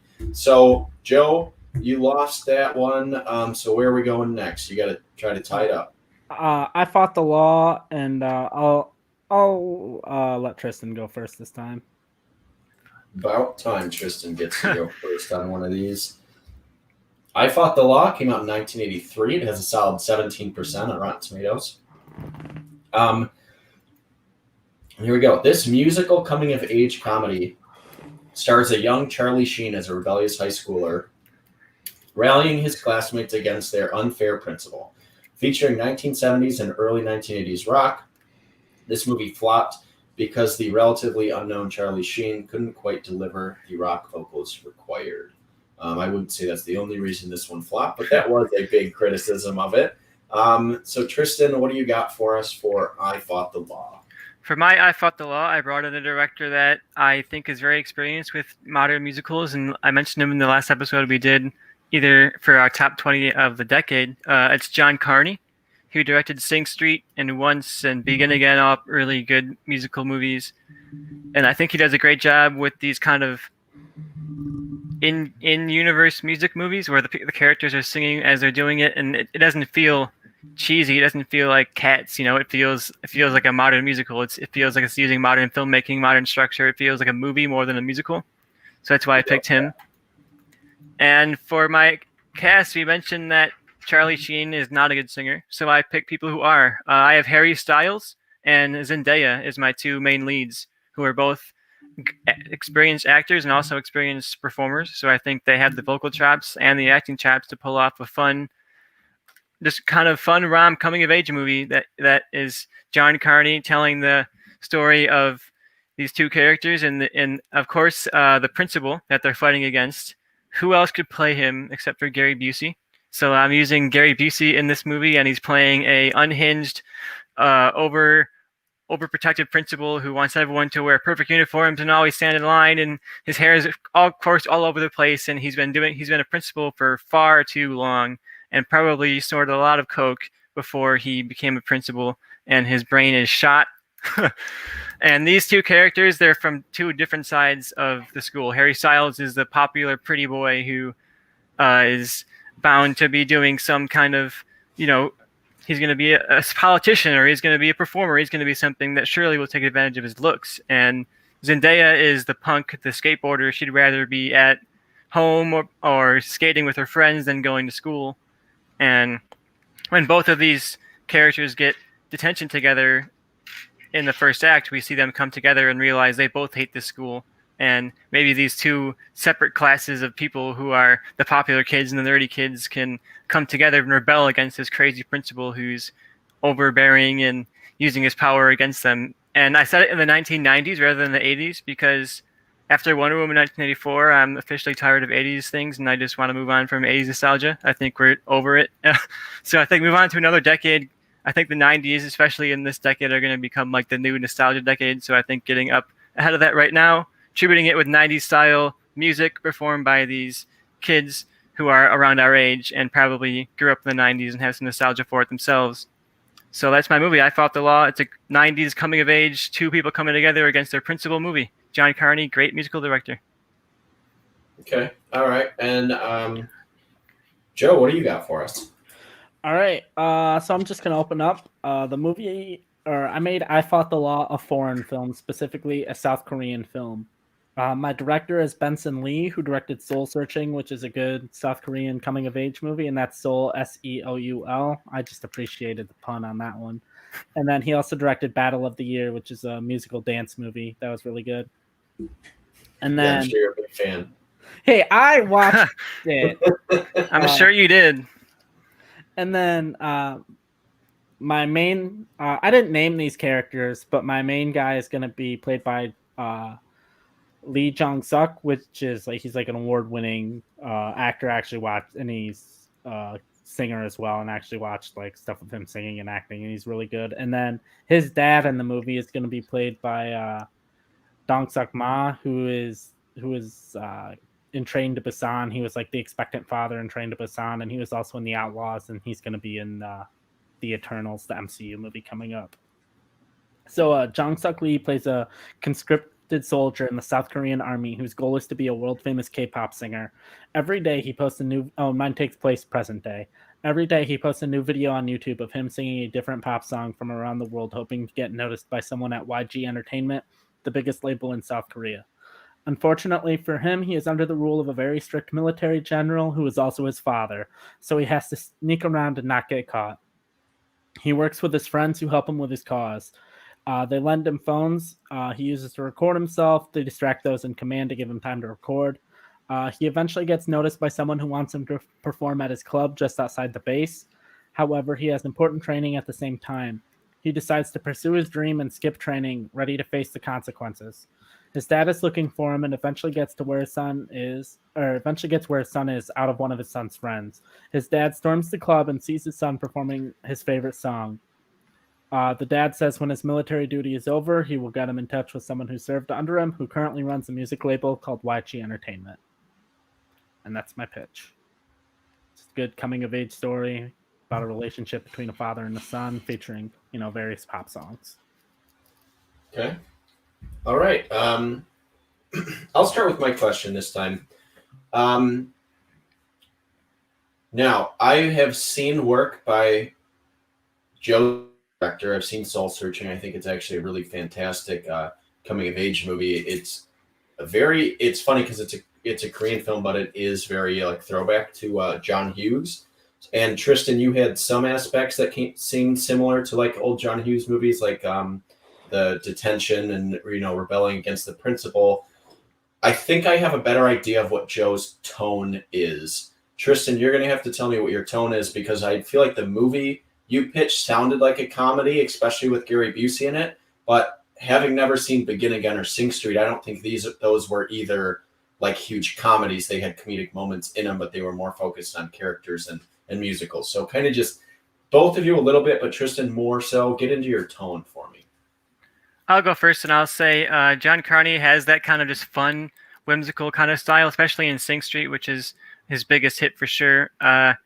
It's not taking itself super seriously, it's just having fun, and there's heart to it, but you're not there for the drama, you're there for the fun.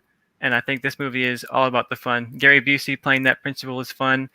Seeing Harry Styles and Zendaya together on screen would be very fun. And this whole movie just about feeling good and having fun and liking the music, and that's what John Carney does so well. All right, and Joe, is yours going to be more of a kind of a throwback style to John Hughes, or is it going to be more of a modern day coming of age because you said it modern day?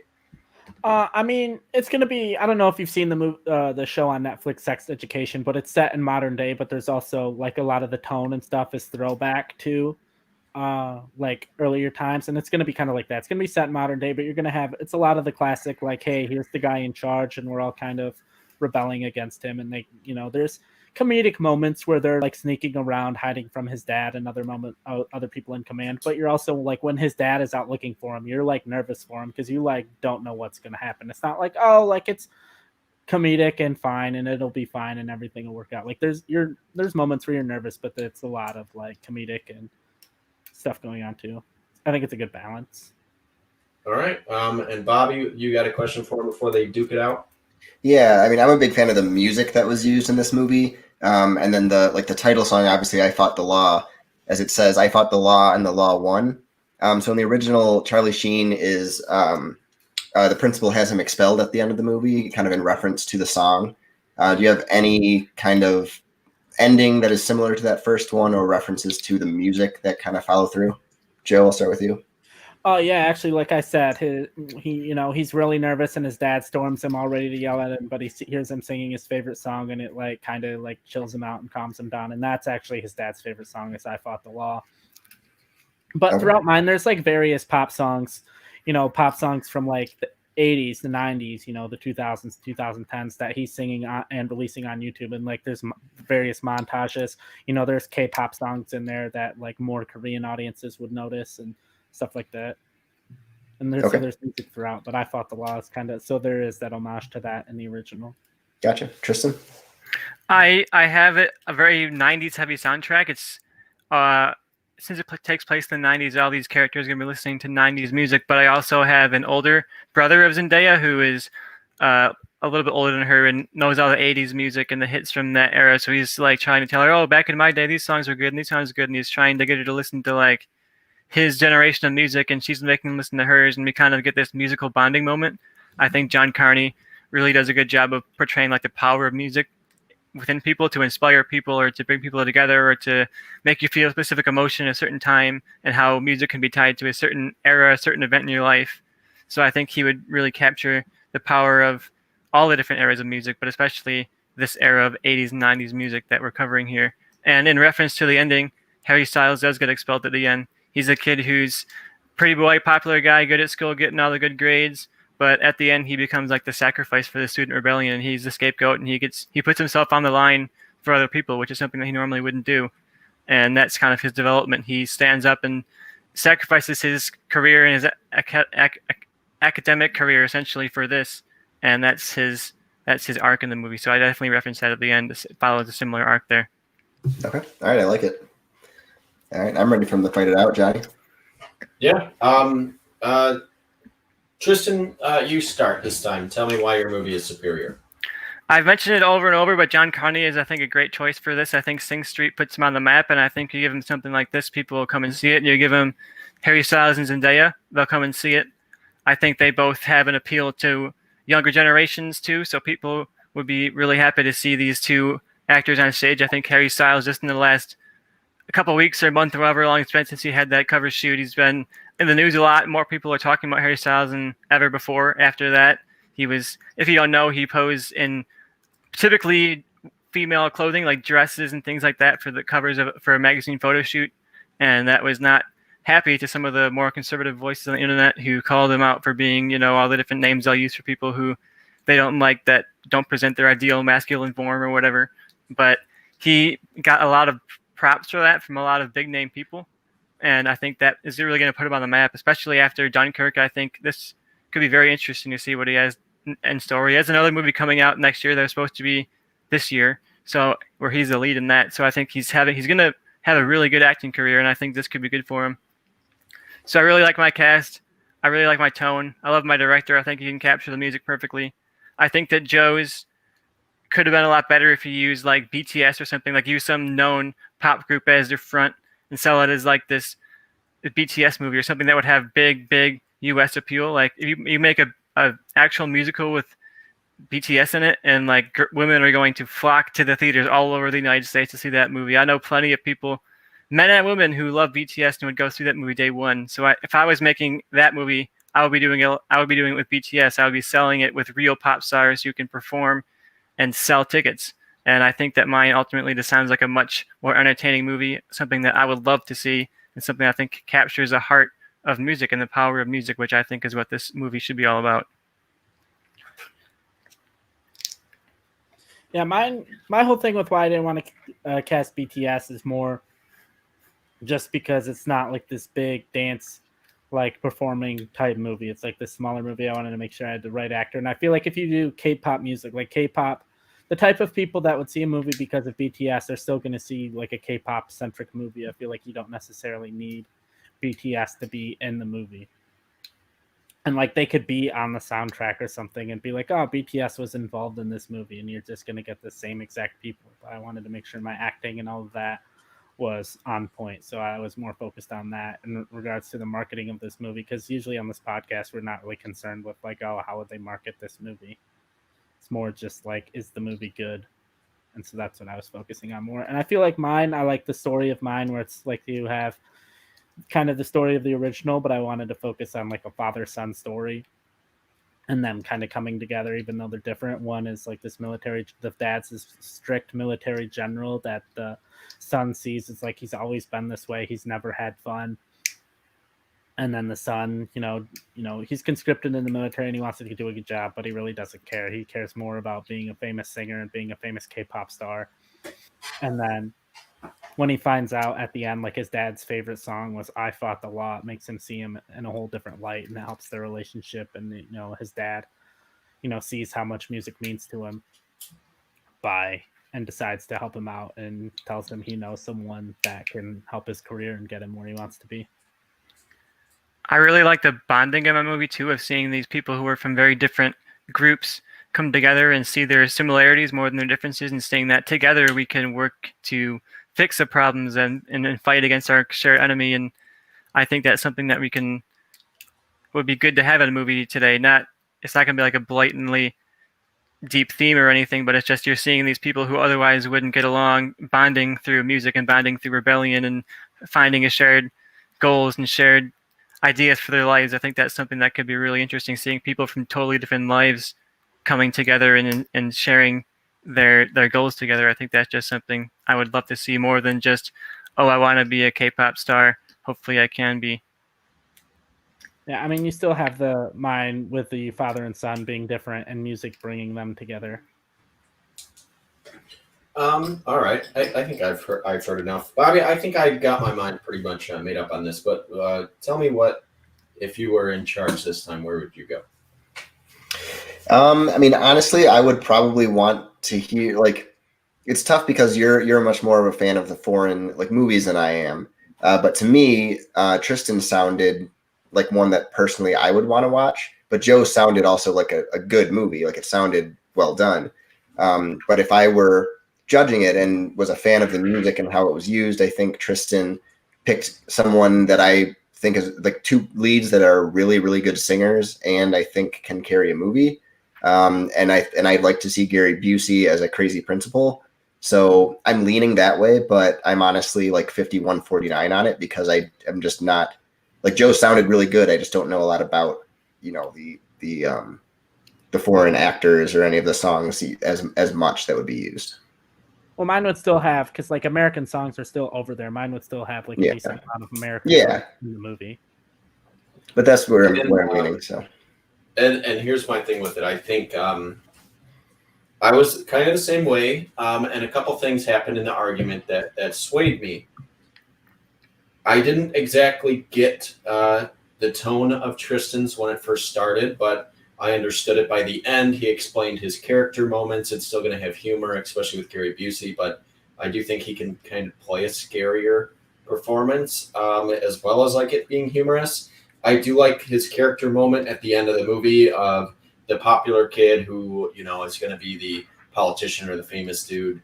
I think Tristan described Harry Styles' character very well, that I can picture that scene fully of him being expelled, maybe taking the fall because Zendaya, the skateboarder, if she gets expelled, is never going anywhere, but he knows that he can kind of take the fall and still have opportunities that other people don't.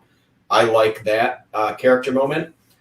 Joe had a very strong director. I love Soul Searching. I recommend it to anyone who hasn't seen it. I think I found it on Amazon Prime, but it's probably because I have a couple foreign movie channels through Prime that I watched it on. I think Joe hurt his argument by involving any American songs. I think if you fully embraced K-pop and actually stuck with this embracing K-pop, which is a phenomenon in America without needing American songs, I think you could have won this argument. But my deciding factor was I think Tristan described his character moments better, and Joe kind of strayed away from the K-pop aspect, and it really, really hurt your pitch for me that you decided to throw in having American songs and references like that. I think your movie would be much stronger as just a fully foreign film with K-pop and embracing that aspect. So that was my deciding factor, although I would definitely see both these movies. I think both of these were excellent pitches. Maybe so far tonight, I think these two pitches were your best pitches of the night, and they went up against each other, which is tough. So I had to just look for basically nitpicks to kind of get me to decide who won. So that brings Joe into a little bit of a hole he's going to have to dig himself out of, because that brings Tristan up 3-1. So Joe, where are you feeling confident? Where are you winning your point back? We'll see. Nervous. I'm going to go with Beyond the Burger, and I'll go first. Okay. All right. Beyond the Burger came out in 1997. It, despite the name, it is 78% on Rotten Tomatoes. The psychological thriller directed by Paul Cox about a cook named George, played by Christian Slater, working at a fast food chain, slowly starts to lose his mind. He believes he is visited by strange beings from another dimension. The film was praised for its commentary on mental health and ambiguity, but most credit its box office failure to audiences not taking it seriously due to the film's title. Was a heavy criticism of the film. So, Joe, Beyond the Burger, give it to me. All right, so my director is going to be the Safdie brothers, and my George is going to be played by Jake Gyllenhaal. So George is a fry cook in New York who gets mugged after leaving work. He spends weeks in the hospital and racks up thousands of dollars in medical bills. George is super stressed out. On the way to work, he is sitting on the subway when a strange man sits next to him and says, "How about them Jets? I think if they have a shot on Sunday." George says the Jets are terrible and have no shot. Later that evening, he is sitting at home combing through his medical bills and looks up the odds on the Jets. On a whim, he calls a bookie and places a bet on the Jets, and it hits. A few days later, a crazy homeless man, and this is where my rule comes in because the homeless man is played by Gary Busey, offers George a half-eaten sandwich. George repeatedly refuses, but the homeless man insists. George reluctantly takes it. A few blocks later, a large aggressive dog starts following George and begins to chase him down. George throws the sandwich at him. The dog grabs the sandwich and goes away. A few more instances like this occur, and George begins to feel like these aren't just crazy people, but since they know the future, they are beings from another dimension. His family and friends think he has lost it. George begins to fall way behind on his medical bills and has debt collectors calling him all of the time. He goes for a walk. The walk lasts for hours and into the morning. He sees a homeless woman. The homeless woman keeps talking about the banks and how they're evil and hoard their money. She then drops the gun and walks away. George picks up the gun and looks over at the bank just starting to open across the street. George grabs the gun and robs the bank. As soon as he runs out, police sirens can be heard. George again runs into a homeless man, but before he can speak, we cut to credits, unsure if they really are beings from another universe helping George, or if it was all just a coincidence. And then I'm also changing the name of the movie to Fried because he's a fried cook, and when he claims to be visited by beings from another dimension, his friends and family say his brain is fried. And I just feel like it's a better title than Beyond the Burger. Okay. All right. Interesting. Tristan, what do you got for us? All right, for mine, I'll start off by saying the rule I used right up front. I used an acting duo. And my acting duo was Jesse Eisenberg and Kristen Stewart. They've been in, I think, 4 movies together right now, and I think Kristen Stewart especially is on a really good kick recently, so I think she would be a really fascinating actress to have in a movie like this. And my director is Charlie Kaufman. He just recently did, I'm Thinking of Ending Things. He did Eternal Sunshine of the Spotless Mind adaptation, movies that are all about people losing their minds, and then he kind of captures that through the movie, through doing kind of strange things. You know, in Eternal Sunshine, he's traveling through various different moments of his past, and he knows how to express that through the making of the movie. And I think I'm Thinking of Ending Things just does that really well too. You're seeing time kind of manipulate around the character, so I think Charlie Kaufman could really do a confined character losing their mind piece really well. And I have my loner fast food cook, also named George, like the original. I have him played by Jesse Eisenberg. He's a loner. He works late nights. He doesn't really have a lot of friends, and his only social connection is to the cashier at his restaurant. His name is Kat. She's played by Kristen Stewart, and I think they come together when one night, mysteriously, he's walking back to his car late at night, and he's abducted by beings from another world. He's taken to some kind of interdimensional spaceship, and he's experimented on, and he has all kinds of crazy experiences. And he wakes up the next morning in the parking lot, not really sure what happened. He can't remember much of what happened the night before. And he goes inside and meets up with Kate, and she says, "Oh, that was crazy what happened last night, right?" And he says, "What do you mean?" And she says, "Oh, you came over to my place last night. I didn't expect you to call." And he realizes he had this whole crazy night that he doesn't remember while he was abducted by these aliens. So he spills to Kristen Stewart's character and tells her, I think something really weird happened to me. And together they go through and investigate this increasingly bizarre mystery of what happened to him and what they did that night, and retracing his steps. And he goes back, and for example, he'll go to some crazy nightclub he's never been to before, and they'll say, "Oh yeah, we saw you last night. You were shit-faced and you were puking and you were talking to this guy in the back." And then they say, "Oh, what guy?" And they go and talk to this guy, and he leads into another guy, and they go on this kind of bizarre, sort of surreal goose chase that I think Charlie Kaufman could do really well. Something like adaptation where you're not even sure what's real and what's not by the end of it, because these characters are kind of unraveling through their own isolation. And we get bonding between these characters. I think Jesse Eisenberg and Kristen Stewart have a good chemistry together, even in stuff that isn't necessarily great. I think that they both really shined recently. I think especially Kristen Stewart is having a revival in her career. She's not just the girl from Twilight anymore. She's had a lot of good stuff. So I'd be very interested in seeing what she does next.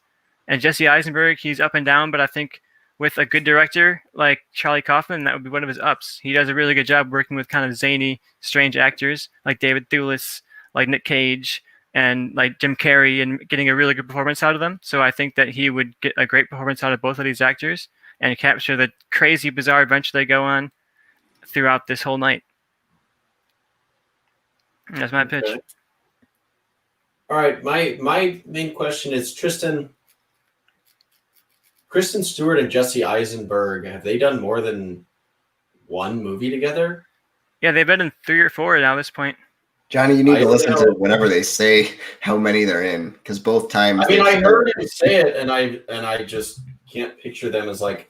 American Ultra is the only movie I think that isn't like maybe some small movie that they're both in. I think they were in like that. They were in Cafe Society together. They had one other one which is a together. Woody Allen movie. And this is going for that kind of small, like auteur kind of movie. We're not going for like a blockbuster here. This is just going to be like a Charlie Kaufman movie. This is not something that's going to be, top of the box office. It's something that'll be, film fans will like it, and people who want to see these performances will like it. But it's not trying to sell thousands and thousands of tickets to make millions of dollars.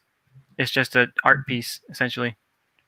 I get it based on the movie you described. I just think maybe I should have been more specific when I had this rule, because I didn't picture either of the people that so far. I won't knock you because I don't picture Joe's movie either. They're not famous acting duos. It's not like Owen Wilson and Ben Stiller and people like that. I will say that I researched this a lot, and almost every article I pulled up, like top acting duos, had Kristen Stewart and Jesse Eisenberg on it.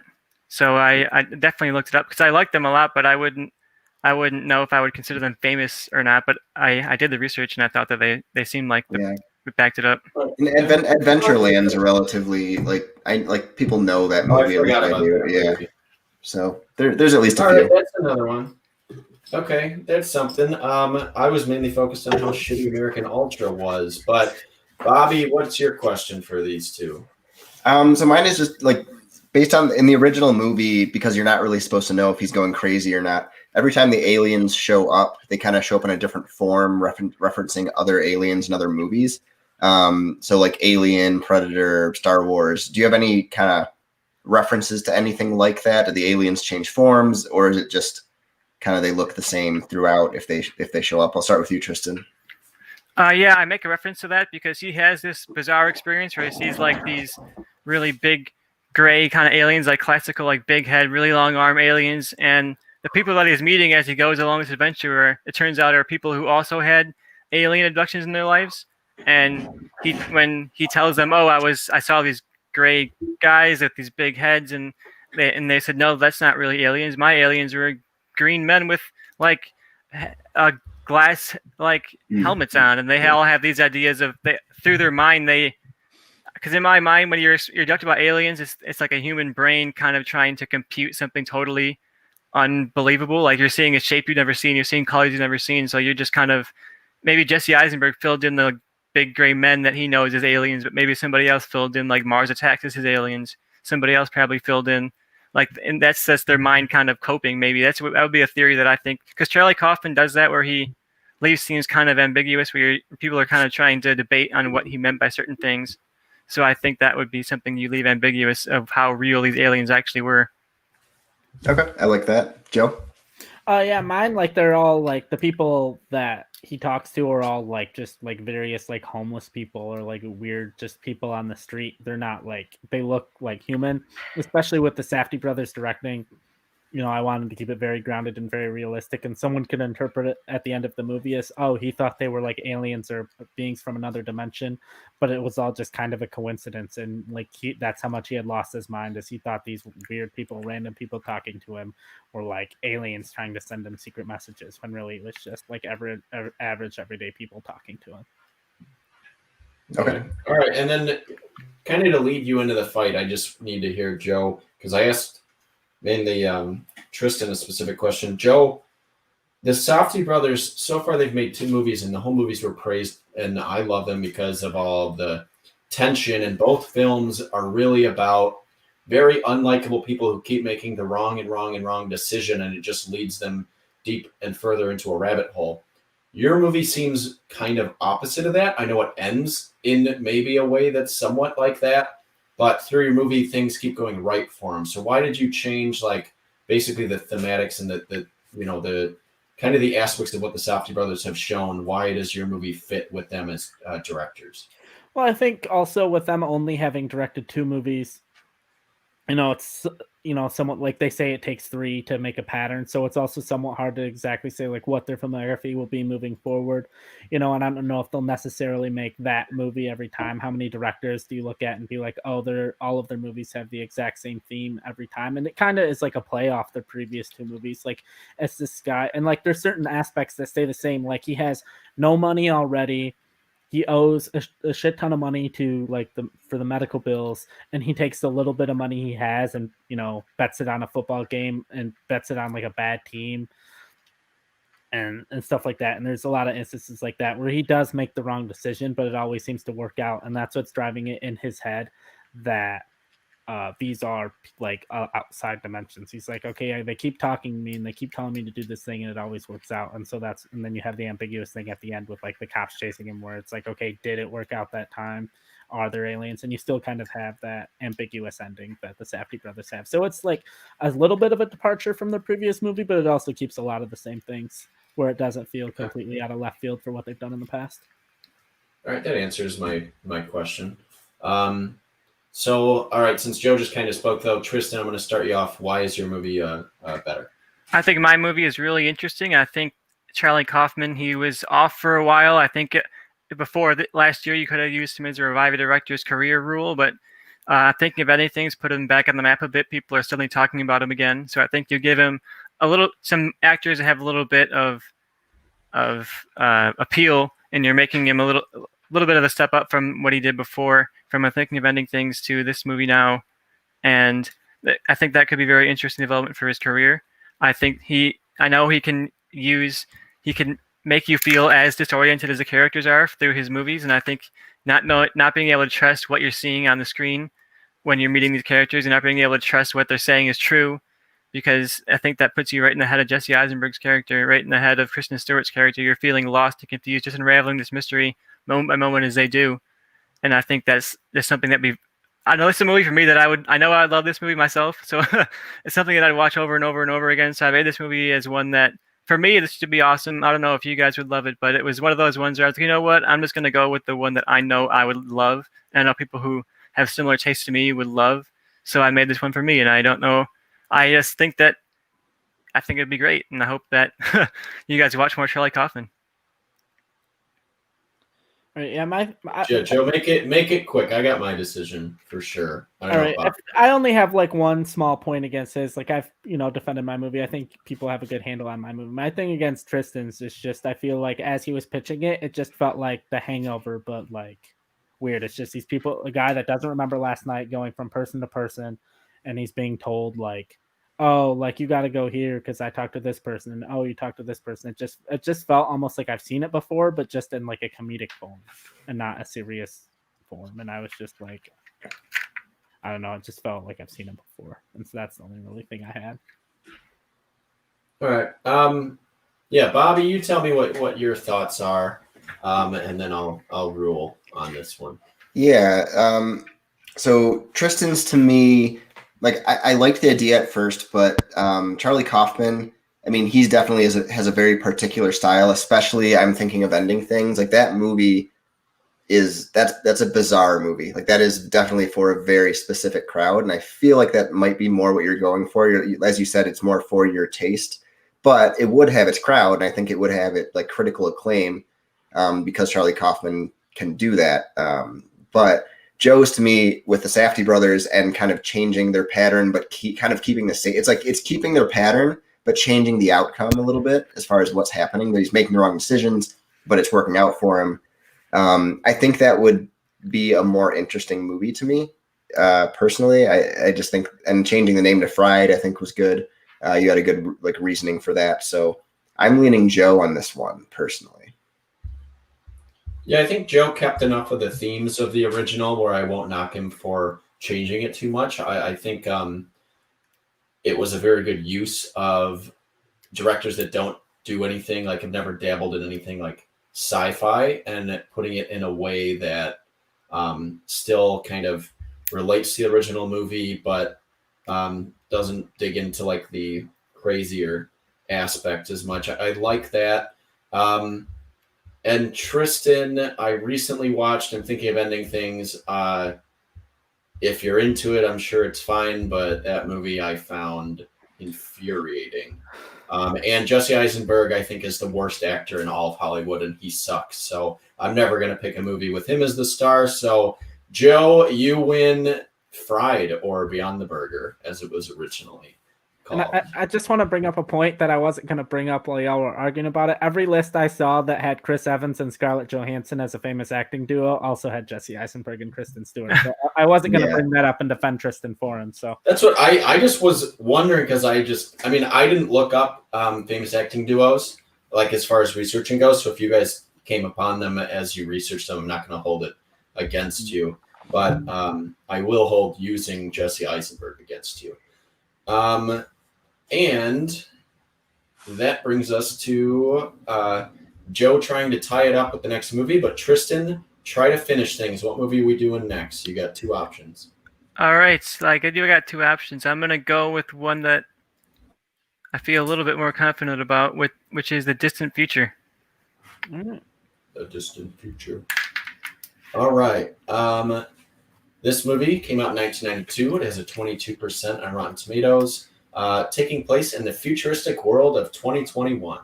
Humans have been enslaved by robots. Mankind's only hope is a rebellion led by a young man named Damon, played by Corey Feldman. The Steve Barron-directed film was supposed to be his big follow-up after the success of Teenage Mutant Ninja Turtles, but instead was a critical failure and a box office bomb. We obviously chose this one because it was one of the only ones I could think of that actually has 2021 as its future. So I figure now that we're in the year, it would be relevant only in basically that aspect. So Tristan, you said you were going first? Yeah, I'll go first on this one. All right, what do you got for us? My Distant Future, my director, I use Francis Lawrence. He did Catching Fire in the Hunger Games trilogy. He did I Am Legend. I think he'd capture this kind of post-apocalypse movie pretty well. And my rule that I use is that I'm going to basically rate the entire cast of a sitcom. And the sitcom that I rated is BoJack Horseman. So I'm going to go through my plot really quickly right here. A cyber-fascist dictatorship has taken over the United States. After a violent attack on Washington, D.C., extremists have taken control of the government. Police and the military have now been replaced by robots who are built to follow the specific demands of the Supreme President.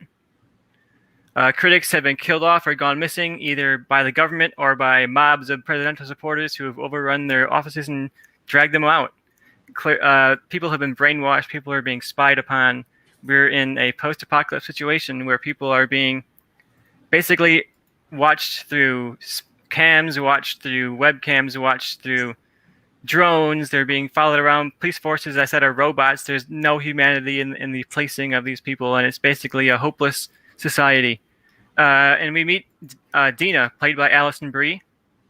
She's a young woman who's living in Seattle. She's just trying to keep to herself. You know, she doesn't love the state of the world or anything like that, but she's just trying to, make her day-to-day life work. She's not super involved in what's going on. But that all changes when she reunites with Kel, who's played by Aaron Paul. He's a childhood friend who is now leading an anti-fascist resistance group who's an underground rebellion that's trying to overthrow the government. And he reveals to her that they're planning on overtaking a portion of Seattle and declaring it an autonomous democracy zone that's going to try and be the rebellion that saves them from this fascist dictatorship that's taken away all of their rights. And we basically get Dina becoming the audience surrogate who goes and is involved in this underground resistance movement. And we see her kind of rising up to the leadership and being partnered up with Aaron Paul. And they have these butting heads of moments where Aaron Paul he's been doing it for a long time. He's kind of jaded, and she's this new blood, this idealist who thinks that there's better ways to solve problems than direct violence. And we get those clashing of ideals. We get some really great action. The president is played by Aaron Arkin, who is in BoJack Horseman. And the leader of the kind of brainwashed fans who follow him around is Rami Malek, who was also in BoJack Horseman. I think he could play a really good kind of deranged villain. I think that would be fun for him to do. And we get basically the attempt at rebellion. Dina and Cal working together to take control of Seattle. At the end of the movie, they take Seattle, but they still have the entire country left, and you're set up for a franchise of these people trying to save the country from this cyber-fascist leadership that's taken them over. And that's my pitch. Okay. All right. Joe, what do you got? All right, so we both use the same rule of using a sitcom. However, my director is Jon Favreau, and the sitcom I used is Brooklyn Nine-Nine. We get it. You liked Mandalorian. Well, even without the Mandalorian, Jon Favreau probably would have been one of my choices. So what is that? 3 movies now with Mandalorian directors? Somebody binge watched this week. No, it's just two. So my my director is Jon Favreau. My Damon is going to be played by Andy Samberg. And then I didn't really name a bunch of the other characters, but like my woman fighter character is going to be played by Stephanie Beatrice. My like male fighter character is going to be played by Terry Crews. The voice of my AI software system is going to be played by Melissa Fumero. Kind of the leader of the insurgency that they all work for is going to be played by Andre Brower. And then the reprogrammed robot is going to be voiced by Joe Latrulio. So in this action comedy set in 2050, AI robots have taken over the world. Humans have been enslaved. Small pockets of insurgents are fighting back. After an AI robot forces one of the slaves, a tech genius named Damon, to work over Hanukkah, he has decided to fight back. He joins the rebellion, and he has an asset that they don't have, a robot he has reprogrammed to serve him and not the AI software system. The movie is about them sneaking into the hub of the AI system and blowing it up without getting caught. The comedy tone is going to be similar to like Brooklyn Nine-Nine or Parks and Rec, where it's more about the characters and their interaction, and it's like the characters are what bring the comedy. So, and that's my pitch. Okay. All right. All right, Bobby, do you have a question for these guys? I mean, honestly, they pretty much explain their movies, and I'm not a huge fan of the original, so I don't have like a massive question. I just kind of want to hear them fight it out, because I'm leaning a certain direction right now, but I don't think a question I have is going to like really, help me until they fight. Yeah, I would say I think I like Joe's direction, maybe of making this go more comedic, because I think that maybe separates itself from some of the other post-apocalyptic worlds we use. But I do need Joe to kind of defend his actor choices, because while I just did start watching Brooklyn Nine-Nine recently, and I think it's phenomenal, Tristan at least has better actors that have shown they can do it in movies, and I don't think you really have that. So I'm torn both ways too. But I'd like just kind of those things addressed when you fight. But Joe, you start. Why is your movie better? I think mine's better. Somewhat like Andy Samberg has shown he's been, can do it. Like when he's done like straight comedies, they haven't been great. But in movies like Palm Springs, he's shown he's been really good. And I feel like this movie's like not a straight up comedy. Like there's action and then there's drama. Like Terry Crews has shown in movies, whether it's White Chicks or whatever, that he's been good in movies. Andre Brower, Terry Crews has shown it. I feel like I'm coming through on somebody's speakers. I don't know, but yeah, I heard that a couple times. No, there are two of them. Andre Brower has shown like he was a dramatic actor that started doing comedy in Brooklyn Nine-Nine. Like he was in Glory, and he's been in other movies as a dramatic actor, so he can be dramatic in movies. And then Joe Latrulio's character is supposed to be kind of that big comedic relief. I pictured him as kind of like the K2SO type, kind of from Rogue One, but maybe a little bit more, just more of like Joe Latrulio's type of personality. And then my main thing against Tristan is like I think politics in movies is fine, like especially like big budget movies like Return of the Jedi was like a response to Vietnam, but I almost feel like his is almost like too on the nose and like too in your face, and there's not like enough subtlety in it to like where you could spread maybe the message of his movie to people on both sides of the aisle. I feel like the type of movie, the people that you may be trying to reach with the movie would like be turned off by immediately, and the people that like agree with the messages of that movie like don't necessarily need it, and it's not going to change their mind because they agree with that movie anyway. Where if it was more subtle, then potentially could like change people's minds and have them see the point of view that the movie is trying to portray. I don't think mine's as on the nose as you think it is. Like obviously, like the premise is like the actual event that turned this into what it is. But I think it's far enough away from reality that people I think will watch it anyway. So you could say the same thing about the Hunger Games movies. Like, oh, it's so obvious it's the oppressive government, and it's like, well, I guess, but that's not. I mean, having an oppressive government is not on the nose to one specific thing. And I think the cyberpunk aspects of this and like the futuristic aspects of this make it something that is not just on the nose, like, oh, remember this, and this is exactly what it's like now. And I think the futuristic elements, the sci-fi elements are what really set it apart from just being an on-the-nose reference to real life. Yeah, I don't know. I mean, I feel like we could go back and forth on this all day of agreeing whether it's like on the nose or subtle or whatnot. But I do want to go back to the cast. I think my cast is really good. I'm proud of my cast. I think BoJack Horseman has a large variety of people and a lot of people to dig through, and I think these are some people in there that could really shine in these roles. I definitely agree that Andy Samberg has been fine in movies, but I'm not like you're making an action comedy with a bunch of people who don't have any action experience really. Like, is Andy Samberg going to be like fighting people, or is he just funny guy? Didn't have action experience before Die Hard. Sylvester Stallone didn't really have action experience before Rambo. Like, just because they don't have action experience, especially you pair them with someone like Jon Favreau. How much action experience did someone like Pedro Pascal have before The Mandalorian? Like, he was literally on Game of Thrones. Well, okay, one, but still. But how much was before that? And Kingsman 2. Yeah, before that. I think, but still, like.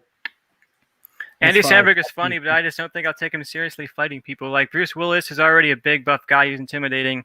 He doesn't need to get like tons of action training to be good in Die Hard. And Rambo is not even really an action movie. Like, there's action scenes in it, but it's more of a drama role for him to do. And like I said, Sylvester Stallone's already kind of an intimidating force already. I would buy him as a threat. Andy Samberg, I'm not going to buy Andy Samberg as a threat to me. Like, he's basically me. As a robot. Sure, but what's the action? Is it robot doing everything? Is Andy Samberg just standing there making like SNL comments on the action? You have intimidating like big people that can do action in this movie. Yeah, but Andy Samberg is a lead. Your lead's not going to do action? He can fight people. It's people versus robots. I mean, to a certain extent, there's a level of I can't think of the term, but not cognitive dissonance, but just, you got to take a whatever. I just think you could put, I mean, obviously you're limited with the cast of the sitcom, but there's even, like you said, there's people in the cast who could do action. Why are they not leading the movie? Why are you using Andy Samberg, the one person who can't do action, as your leading character? Because I feel like, as far as, especially recently, is in like Palm Springs, he's coming into his own as an actor, and I wanted in an action comedy someone that could be comedic, but someone who can deliver the good dramatic moments. And, he can fire a gun just as well as anyone else in a movie, Yeah, I suppose. I just don't know how much I would buy him. And to move on to, I mean, I just really like my cast, but we talked about the cast a lot. Yes. I mean, yeah, my thing with it is, I mean, Beverly Hills Cop is one of the best action movies ever made, and that stars Eddie Murphy. So I'm not really concerned at all about whether Samberg is believable as an action star or not. Especially because if Joe was pitching a straight action movie, sure, but he already described his movie as a action comedy. And yeah, Andy Samberg can be funny while fighting, so I'm fine with that. Yeah, I am too. So, but I do still probably need to hear a little more argument. So, Tristan, what was your next point on it? I mean, I appreciate the cast. I see you guys have made up your mind on Andy Samberg. I just really don't agree. But I'm not going to argue with you guys if you've already made up your mind on that. But I just think you could have put so many better people in the lead of this kind of a movie. Like, Andy Samberg is funny, but I think he'd be more funny as like the sidekick who's funny and not the guy who's leading the movie. But that's just my personal taste. I guess I just don't think he's led outside of Palm Springs. Everything else he's been in has been like pretty bad. And like, I don't think you give somebody one movie and you're like, okay, now go lead an action franchise. And it's like, he needs a little bit more than Palm Springs to get on my radar of like actors who are in great movies now. All right. Well, that was what I asked. So, Joe, what? One of the things I was going to make that I forgot about that I had thought about at work the other day and I never ended up writing in is one of the things I've thought about before with movies is we have like all of these hundreds of great Christmas movies, but we don't have like any like Hanukkah. I mean, we have 8 Crazy Nights, but we don't have like any Hanukkah movies. So one of the things I wanted to do was do like a futuristic modern day, like Judah Maccabee type thing where Andy Samberg is Judah Maccabee leading these people into this AI hub. And like this, because like I said, he was forced to work over Hanukkah, and that's what flipped him from wanting to, change his mind and just like going with the flow to like joining the insurgency and fighting against these things, as he is like the future leader of these people. And that's kind of what. And I think Cyberpunk is better off taken seriously, like something like Blade Runner 2077, where they're like really diving into the grit of the world, and I think that's the number. Yeah, that's just a year. That's a video game mixed with a What movie. year was it? Oh, it was 2 different Cyberpunk games. I'm merging my Cyberpunk in my head, I guess. But both of those are pretty popular, and I think Cyberpunk 2077's reception did show that people are like ready for this genre to be taken seriously. And even though the game didn't go over well, I think the reactions the game being didn't go over so well, and then Blade Runner 2049 didn't really make a whole lot of money, did it? no, but it was awesome. And I think that's the point. We want to make good movies. We're not trying to market movies. We're trying to make good movies, and I think mine sounds good. I thought your point was that people were ready for that type of movie, but then the movie didn't make money. So, well, people are ready for that type of movie. People are ready for a little more consumable version of that type of movie, something that's not all in your head, something that has, Alison Brie, Rami Malek, Aaron Paul, people that they know, and it's more of a straightforward movie, more of a plot. You have a franchise set up. It's not something that's trying to be all heady. It's something that mixes in headiness with action, and I think yours doesn't have any of the actual themes of like Cyberpunk. It's just like, oh, robots and they're fighting, and it's like that doesn't really capture the genre at all. It's just you're making fun of a genre that barely has anything to make fun of. My movie, I just all right. We're wrapping up. I had a gavel, I'd hit it. Bobby, what are your thoughts after these arguments? I think both pitches have opposite problems. I like Tristan's cast, and I don't love his movie pitch. I'll get into why. And I don't like Joe's cast quite as much as Tristan's, but I do like the movie pitch. So for Tristan, like obviously you have a fantastic cast, and they would do great in a drama and in a futuristic, like apocalyptic future type movie like this. But I think you played into one. I do think it is a little on the nose, but that's not the main thing. But that, along with every movie about the future that goes in this direction, I feel like is played out in a similar way, and you kind of fell into the same tropes that happen in a lot of these movies. But also just it came down to, for me, to go along with that, the title of this movie is The Distant Future, which I think plays into more of a comedy than it does into a serious drama. I don't think that title is like, something that people are going to take quite as seriously. So I think Joe pitched the right type of movie for this. Even though I don't think that your cast is amazing, I think they're funny. So I think it would be a really fun movie. And that's kind of what I would rather watch than another depressing movie about the future at this point. That's kind of very, very related to something that just happened. I don't think mine's particularly depressing. Like they win at the end, and it's like they're filled with hope they're going to actually come back and overthrow this government. Yeah, the world, the setting, the tone of the movie is a little bit more down and dour, which is what they do a lot of times in these movies. Yeah, no, it's tough because I agree with Bobby in some aspects. I do think Tristan's does hit his tones a little on the head, and maybe if he picked a director that wasn't already kind of known for doing that, I would think he had more of a defense, but like he picked a guy who did a Hunger Games movie, which is basically that whole movie is hitting a nail on a head over and over again, even though Catching Fire is probably the only good one of the whole franchise. And same thing kind of with I Am Legend. That movie maybe doesn't really have anything to say. It's tough. I'm not completely sold on either pitch. So I'm going to do it this way.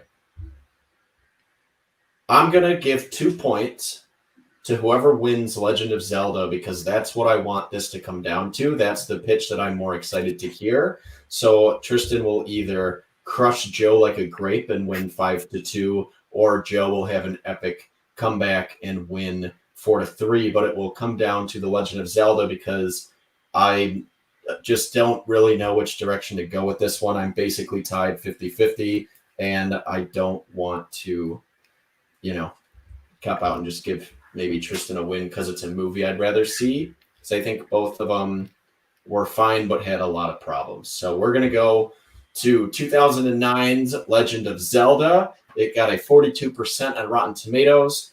This video game adaptation has Link, played by J.R. Killigrew, traveling back and forth through time by 7 years to help Zelda, played by Camille C. Brown, defeat the evil Ganondorf, played by Gregory Lee Kenyon, and prevent him from taking over Hyrule. As the trailer was released on April Fool's, it was assumed to be a joke and bombed at the box office compared to its pretty decent budget.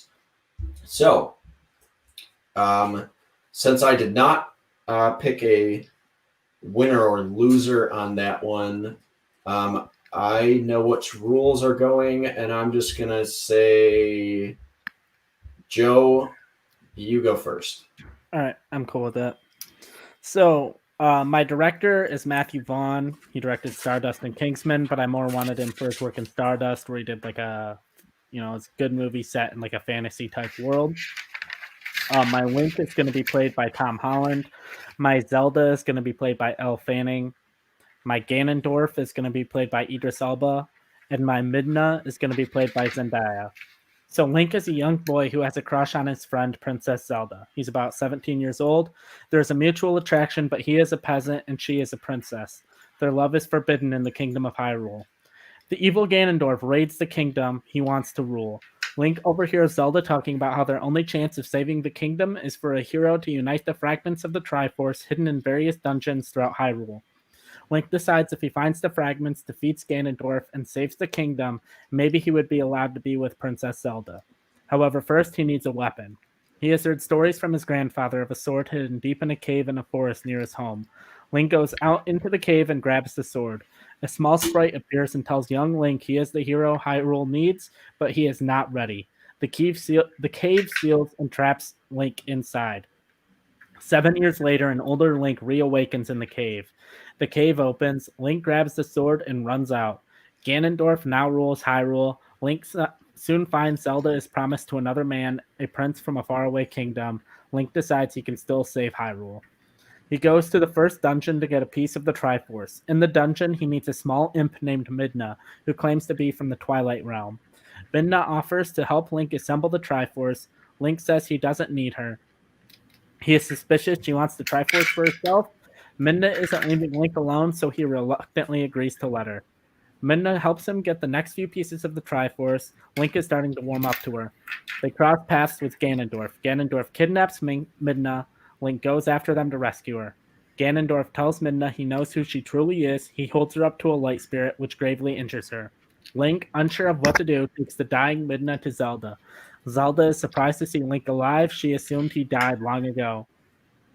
Midna, in her dying breath, tells Link how to use the Triforce to defeat Ganondorf. Zelda is inspired by Midna's kindness, transfers part of her soul into Midna, reviving her. Midna vows to help Link and Zelda stop Ganondorf. Link and Midna hug and go gather the final pieces of the Triforce. Afterward, Link and Midna find Ganondorf. Link defeats him using the Triforce. Midna reveals it was Ganondorf who cursed her, and this isn't her true form.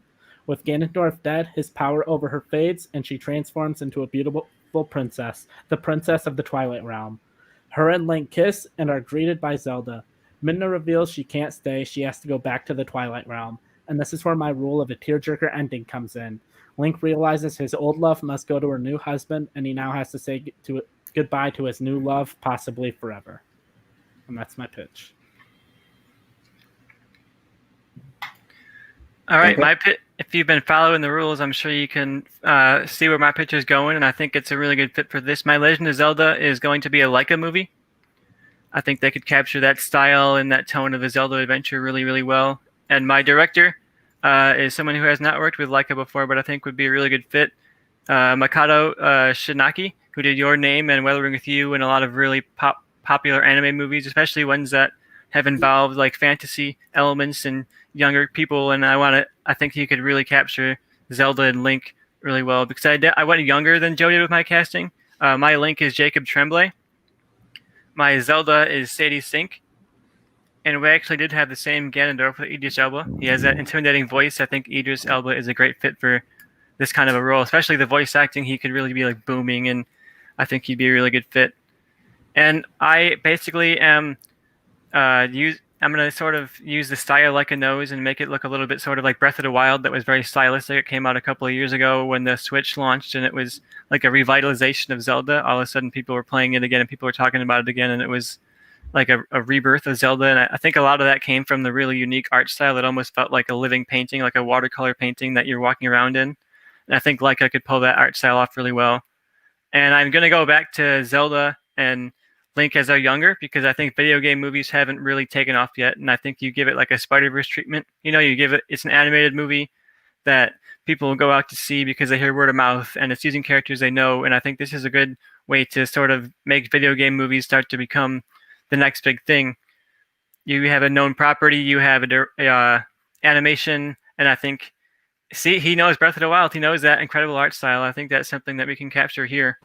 And Joe mentioned breaking Laika out onto the map in his pitch with a movie that people actually wouldn't see.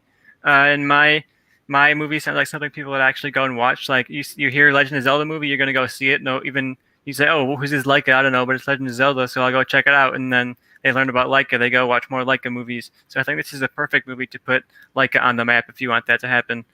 And my basic plot is the same plot you get from a Zelda game. At the beginning, we have Link is going off to capture or to rescue Zelda after she is captured, and he's on an adventure. He gets the great sword from an old tomb nearby, and he's heading off to rescue Zelda. And he rescues her about halfway through the movie, and they have to work together to fight against Ganondorf and get him out of Hyrule. I think what people want a lot out of Zelda games is a chance to develop Zelda as a character, not just Link, but get a chance to play some time with Zelda. I know Hyrule Warriors just came out this year, and people were excited because you could play Zelda throughout the game.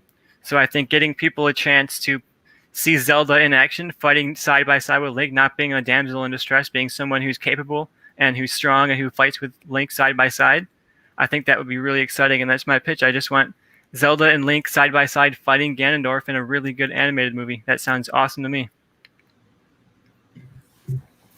All right. All right. So it sounds like both of you kind of went with different game plots to kind of go off of. Tristan obviously focused a little more on Breath of the Wild, and Joe seemed to focus a little more on Twilight Princess. Yeah, I combined like the first Yeah, game. you did. And Twilight Princess. Yeah, it was a combination of a few for years. Yeah. Yeah. So I like those aspects. I don't really have much questions. I think I got a good picture of them. But Bobby, do you have a question for them before they get into it? Yeah, I mean, I guess I do want to hear more about your plots and kind of if you do reference other games and all that. Like I know, Joe, you have Twilight Princess in there, but Tristan, do you have like references to other games? But I kind of want to hear that as you fight and talk about your plot. But really, the games are known for their puzzle-based dungeons, a lot of them. So do you reference that in the movies? Does Link have to solve puzzles to get through these challenges? Like how do you reference that in yours? I'll start with you, Tristan. I definitely have that, and I think once Zelda and Link get together, that could be really helpful. You see them working together to solve these puzzles rather than watching Link like by himself trying to solve a puzzle. I think them working together and playing off each other and talking to each other can really make these puzzles seem exciting. Because I know people love the puzzles in Zelda, but some people think like, oh, I don't like puzzle games. I don't want to like watch people do puzzles. So I think we keep the action flowing. If you have the characters together solving these puzzles, getting into a tomb, I think that's really exciting. Especially, I want to have that moment when they're finally arriving at Ganondorf's castle and they have to solve this puzzle together. And it kind of brings together all the things they've experienced on their journey, a lot of their knowledge they've learned about Hyrule from the beginning to the end. They kind of put it to the test in this final puzzle. And that I think would tribute to the games a lot, where you have that like big final puzzle at the end where you're trying to get out of the water temple or whatever and everything's terrible. But yeah, I think that is pretty much what I do. I have some references to puzzles for sure. Okay, Joe? Yeah, same with me. Mine's very similar, where it's like, but instead of Link and Zelda, it's Link and Midna working together, to solve the puzzles. And it's like kind of their character development of where he goes from like not really liking Midna, not really trusting Midna, to like their relationship growing throughout the movie. And then you kind of see that's the point of the puzzles, is he kind of sees like how she operates and who she is as a person and stuff like that. And it kind of helps him start to like her more. Okay. All right, let's hear you guys duke it out. I kind of want to start with Joe. Why is your movie better? Yeah. I think mine's better just because like Laika's a good studio, but I don't know if I necessarily want to see them constrained to like a non-original story. I feel like that's kind of why I chose them for the movie I did, is that they could kind of still tell their own original story within that. But if they have to be kind of stuck, constrained to the world of Zelda, I don't know if that's what I want like a movies to be. And then also I think part of the like appeal of these video game movies is to see these animated characters in live action for the first time. And I feel like you're just transferring them from one animated medium to the other. And I don't know if that's going to be exactly what fans want. If they see, oh, we're making a Zelda movie, fans are going to be super hyped, and then they're like, but it's animated. I feel like part of that hype is going to die down a little bit. I think that would have happened if we didn't get Spider-Verse. I think people are really starting to give attention to. He's got the sword right there. I think people are paying attention to animation for the first time in a mainstream audience is, and I think that you put the Zelda name on it, people are going to go out and see it. Especially you make it like this is the attempt to make video game movies cool, and I think that's what this needs to be. A lot of these live action adaptations just come off like lame, Tomb Raider style stuff where it's like, sure, it's live action Lara Croft, but it's just a bunch of like slow mo Alicia Vikander jumping over things, and like it's not fun. This doesn't capture the eye. It's not fun to watch, and I think Laika could be a beautiful movie to look at, and I think they could capture the style and tone of the video game and the whimsical kind of world and the fun adventure. I think it fits really, really well in the animation, and I think it could be the one movie that gets video game movies to actually be good.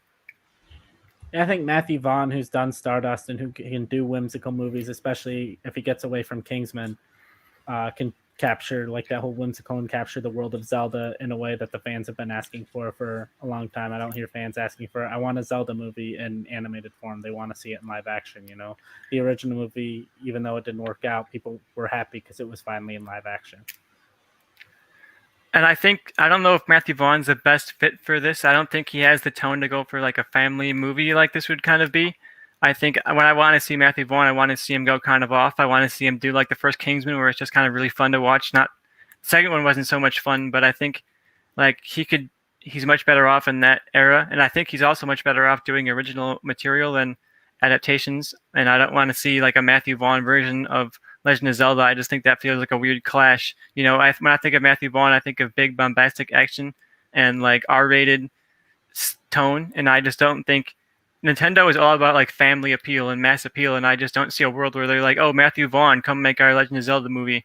They're going to want to give it to, especially my director is Japanese, so I think he'd be able to bring that perspective into the movie. I just don't trust Matthew Vaughn to be the voice of the Zelda franchise. I mean, he's done family movies with like X-Men First Class and Stardust and all that, and he can do, and like a movie.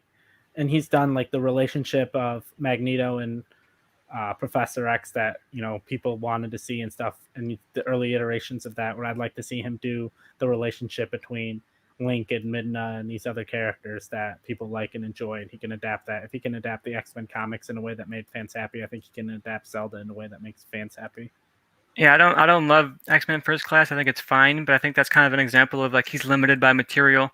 And he is limited by being part of a franchise, and I think it was a fine movie, but I think it didn't have like the Matthew Vaughn style. When I want to see Matthew Vaughn, I don't really want to see just like an action movie, I think I want him to really be able to go off and use his style his way, and I don't think giving him a highly protective IP that Nintendo owns is going to be that. They're not going to let him do whatever he wants. Nintendo's going to be over his shoulder making sure they do exactly what he wants them to do. Nintendo's not exactly the most that's what I don't want them to open-handed do IP. I don't want Laika to be basically constrained to make the movie Nintendo wants them to make. I want Laika to go out and make whatever movies they want to make. Like that's what Laika is. Laika's a studio basically funded by Nike so that the like CEO or owner's son can make the animated movies that he wants to go out and make.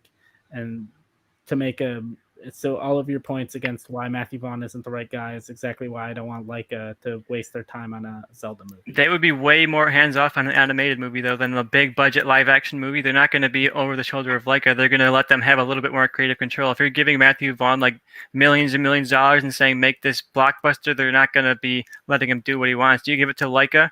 I think animated movie, lower budget for sure, a lot lower stakes. If it goes wrong, it goes wrong. They're not going to be hounding them to be exactly what they want. They're going to let them do more creativity than Matthew Vaughn will be able to do. It's still their IP. They're definitely going to be heavily involved. They're going to be involved, but they're not going to be floating in the studio every day, And I think with a live-action movie, they would be.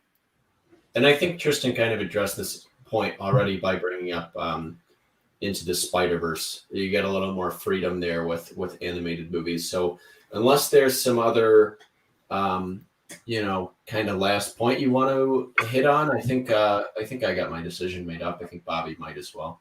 Yeah, if you got your decision made up, then I feel pretty good about it. All right. So Bobby is the biggest Zelda fan I know, so I'm going to let him be the deciding factor on this. He literally has the I should have sword put the poster up. Master Sword, by the way, Johnny. Yeah, I didn't know the fucking name of it. I'm a fan of Zelda. I played the games, but I haven't played all of them. I was interested to hear the storylines because I'm familiar with the product, but I'm not a huge big fan of it. So from my perspective on it, having seen Kubo and the Two Strings, the more you kind of made this a Laika movie, I even just seeing the references in that, it reminds me of Zelda in just terms of like you have to do this quest to get the weapon or the armor and stuff like that. And I think Laika has shown that they can do an adventure movie very, very well. I like the animated style for Link. It reminds me of like the paper, like the Toon Link games as far as how the characters would look. So I think altogether I really liked Tristan's pitch, and I disagree with Joe that fans of the games always clamor for these big live action reboots. I think I've been saying forever that the only way to do a good Mario game or a good Mario movie is to make it animated. And Wreck-It Ralph kind of figured that out a little bit and used those characters and stuff from video games. I think the reason that most video games fail is by doing them live action, and you could have a little more creative control and keep it closer to the style of the original game if you do more of them animated. So I personally would go with Tristan. Bobby, you're the expert on Zelda, so maybe you'll disagree with me, but what are you thinking? This was really close, and obviously I am a big Zelda fan, so I was really interested to hear these pitches. This is a tough one. It's kind of a toss-up, but I do have my decision. But Joe, like, I love that you kind of picked and kind of a few different Zelda games and kind of intertwine them, like Twilight Princess, because Midna is known as like one of the best side, characters. Not a lot of people like Navi, even though it's from like the best, one of the, at least known as the best game. Midna at least has personality, so I liked that choice. I don't know about Tom Holland as Link as much. I mean, I could see it, but he's done so many things and is already iconic as Spider-Man that I would kind of rather see, if you did it live action, someone that's a little bit more unknown. But I did like Elle Fanning. That's a really good choice as Zelda. So I liked your pitch a lot. And then Tristan, I liked your stylistic choice better. I think that a Laika movie is perfect for Zelda, to make it believable, to make it a better like Kubo and the Two Strings, and also like you said, similar to Breath of the Wild. Your plot was a little bit more basic, and Joe's I got a little bit more out of it. But what put me over the top is that you actually had Link and Zelda fighting together, and I think that is something that has been talked about in the Zelda fan community a lot as something that everyone wants to see, because she's always a damsel in distress, or if she's helping, it's kind of, it's not really that much, or she helps until she finds out she's a princess, basically, in a couple of the games. So that kind of put me over the edge. I think I'm going with Tristan for the style choice and for that aspect alone, and I'm going to give Tristan the win. Hey. Hey, Tristan crushing Joe 5-2. How's it feel, Joe? Not great. I've been kept up late at night every night thinking about how I lost to Joe my first episode. I just had nightmares where I think I could have hit Citizen Kane so much better, and I go back and rethink like, oh, if I could have done this better, I could have easily beat Joe first episode. So I was very excited to face Joe again because I felt confident that I could make up for the first defeat of my career here on this podcast. So I'm very pleased. First win on the change-up, or on the Forgotten Movies era of change-up. First win against Joe. It's good feeling. Yeah. All right. So with that being said, we got Tristan's feelings on winning. I'm just going to go around real quick. My favorite pitch, I think, of the night was either Tristan's Laika Zelda movie, or his I Fought the Law. I think was a really good pitch as well. So those are my kind of two favorite pitches. Bobby, what was your favorite of the night? I mean, favorite of the night is tough because obviously I'm a big fan of Zelda, so I was more interested in hearing those. So I liked both of their pitches for that, really, and it came down to a couple small details. I really liked Joe's Beyond the Burger or Fried. I thought that was really well done. And then Tristan, yeah, I thought The Law is another standout. Well, Tristan, what was the hardest one to fight against that Joe pitched? It was hard to fight against the post-apocalyptic one. Everything you guys are saying, I was like, yeah. I mean, you're like, oh, it's too on the nose, it's too dark, and I was like, yes, it is. How do I defend myself against this? And Joe's just felt a little bit more fun to watch. Like I was trying to get on Andy Samberg because I do think it's not a great fit for that kind of movie, but I'm down to see him do something different. I mean, Hot Rod was hilarious. Like you said, every other movie he's been in is bad. But yeah, in my head, I was like, that's so wrong. Like I feel like all the movies he's been in have been Never Stopping. Popstar was pretty good. The only bad one he's in it is like That's My Boy. It's like really That was pretty bad. Yeah, and I like that he kind of did that and went away from that route. He didn't just become like the next like Adam Sandler guy. And Joe, what was the hardest one to fight against for Tristan tonight?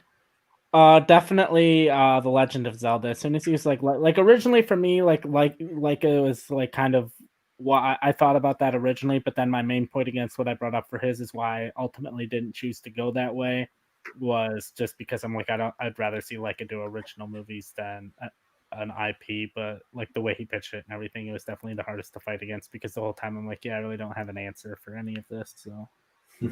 So I was like, hopefully that's why I was just like, well, mine's live action, so just vote for it because of that. Yeah. That's kind of all I had. But yeah, I actually liked his the Globes of Gibbous pitch a lot too. Yeah, that one. I think I beat him, but I liked mine. I can't remember if I beat him or not, but I definitely remember liking it a lot. I think you did. I think you won that one, but both your pitches were pretty close for that one. Yeah. But yeah, Joe, big Mandalorian fan. We learned. I feel like that was more coincidence than anything. Of just 3 directors in it. The more directors work on that show, the more you're going to have. I mean, Jon Favreau has done a million other things too. Taika Waititi. They're grabbing a lot of like known directors. Peyton Reed. Rick Fukunaga. Yeah, it's like a ton of them. Yeah, by like season 5 of that show, everyone's probably going to have like 4 directors. Tarantino will do one. Yeah. Now, if you put Bryce Dallas Howard as a director, then that would have been, okay, that's straight Mandalorian. Yeah. All right. With all that being said, today was a good episode. To kind of tease next week, it will be Bobby and I facing each other in the last of, at least for now, the Forgotten Movies series, because we kind of did a round robin. Bobby and I are both 2-0. It'll be exciting to fight. After this one, we're going to find out what movies Tristan and Joe pick for us and spend the next week working on those. I'm not positive on my schedule because everything is so up in the air with whether restaurants open up again or not in Michigan. So who knows? Next week, hopefully, we can just shoot for Tuesday again. But if not, then we'll find another day next week. We'll tweet it out or do whatever. So follow us on social media, and that's really all I got to say. So. Bobby, hit the button. Thanks for watching, guys.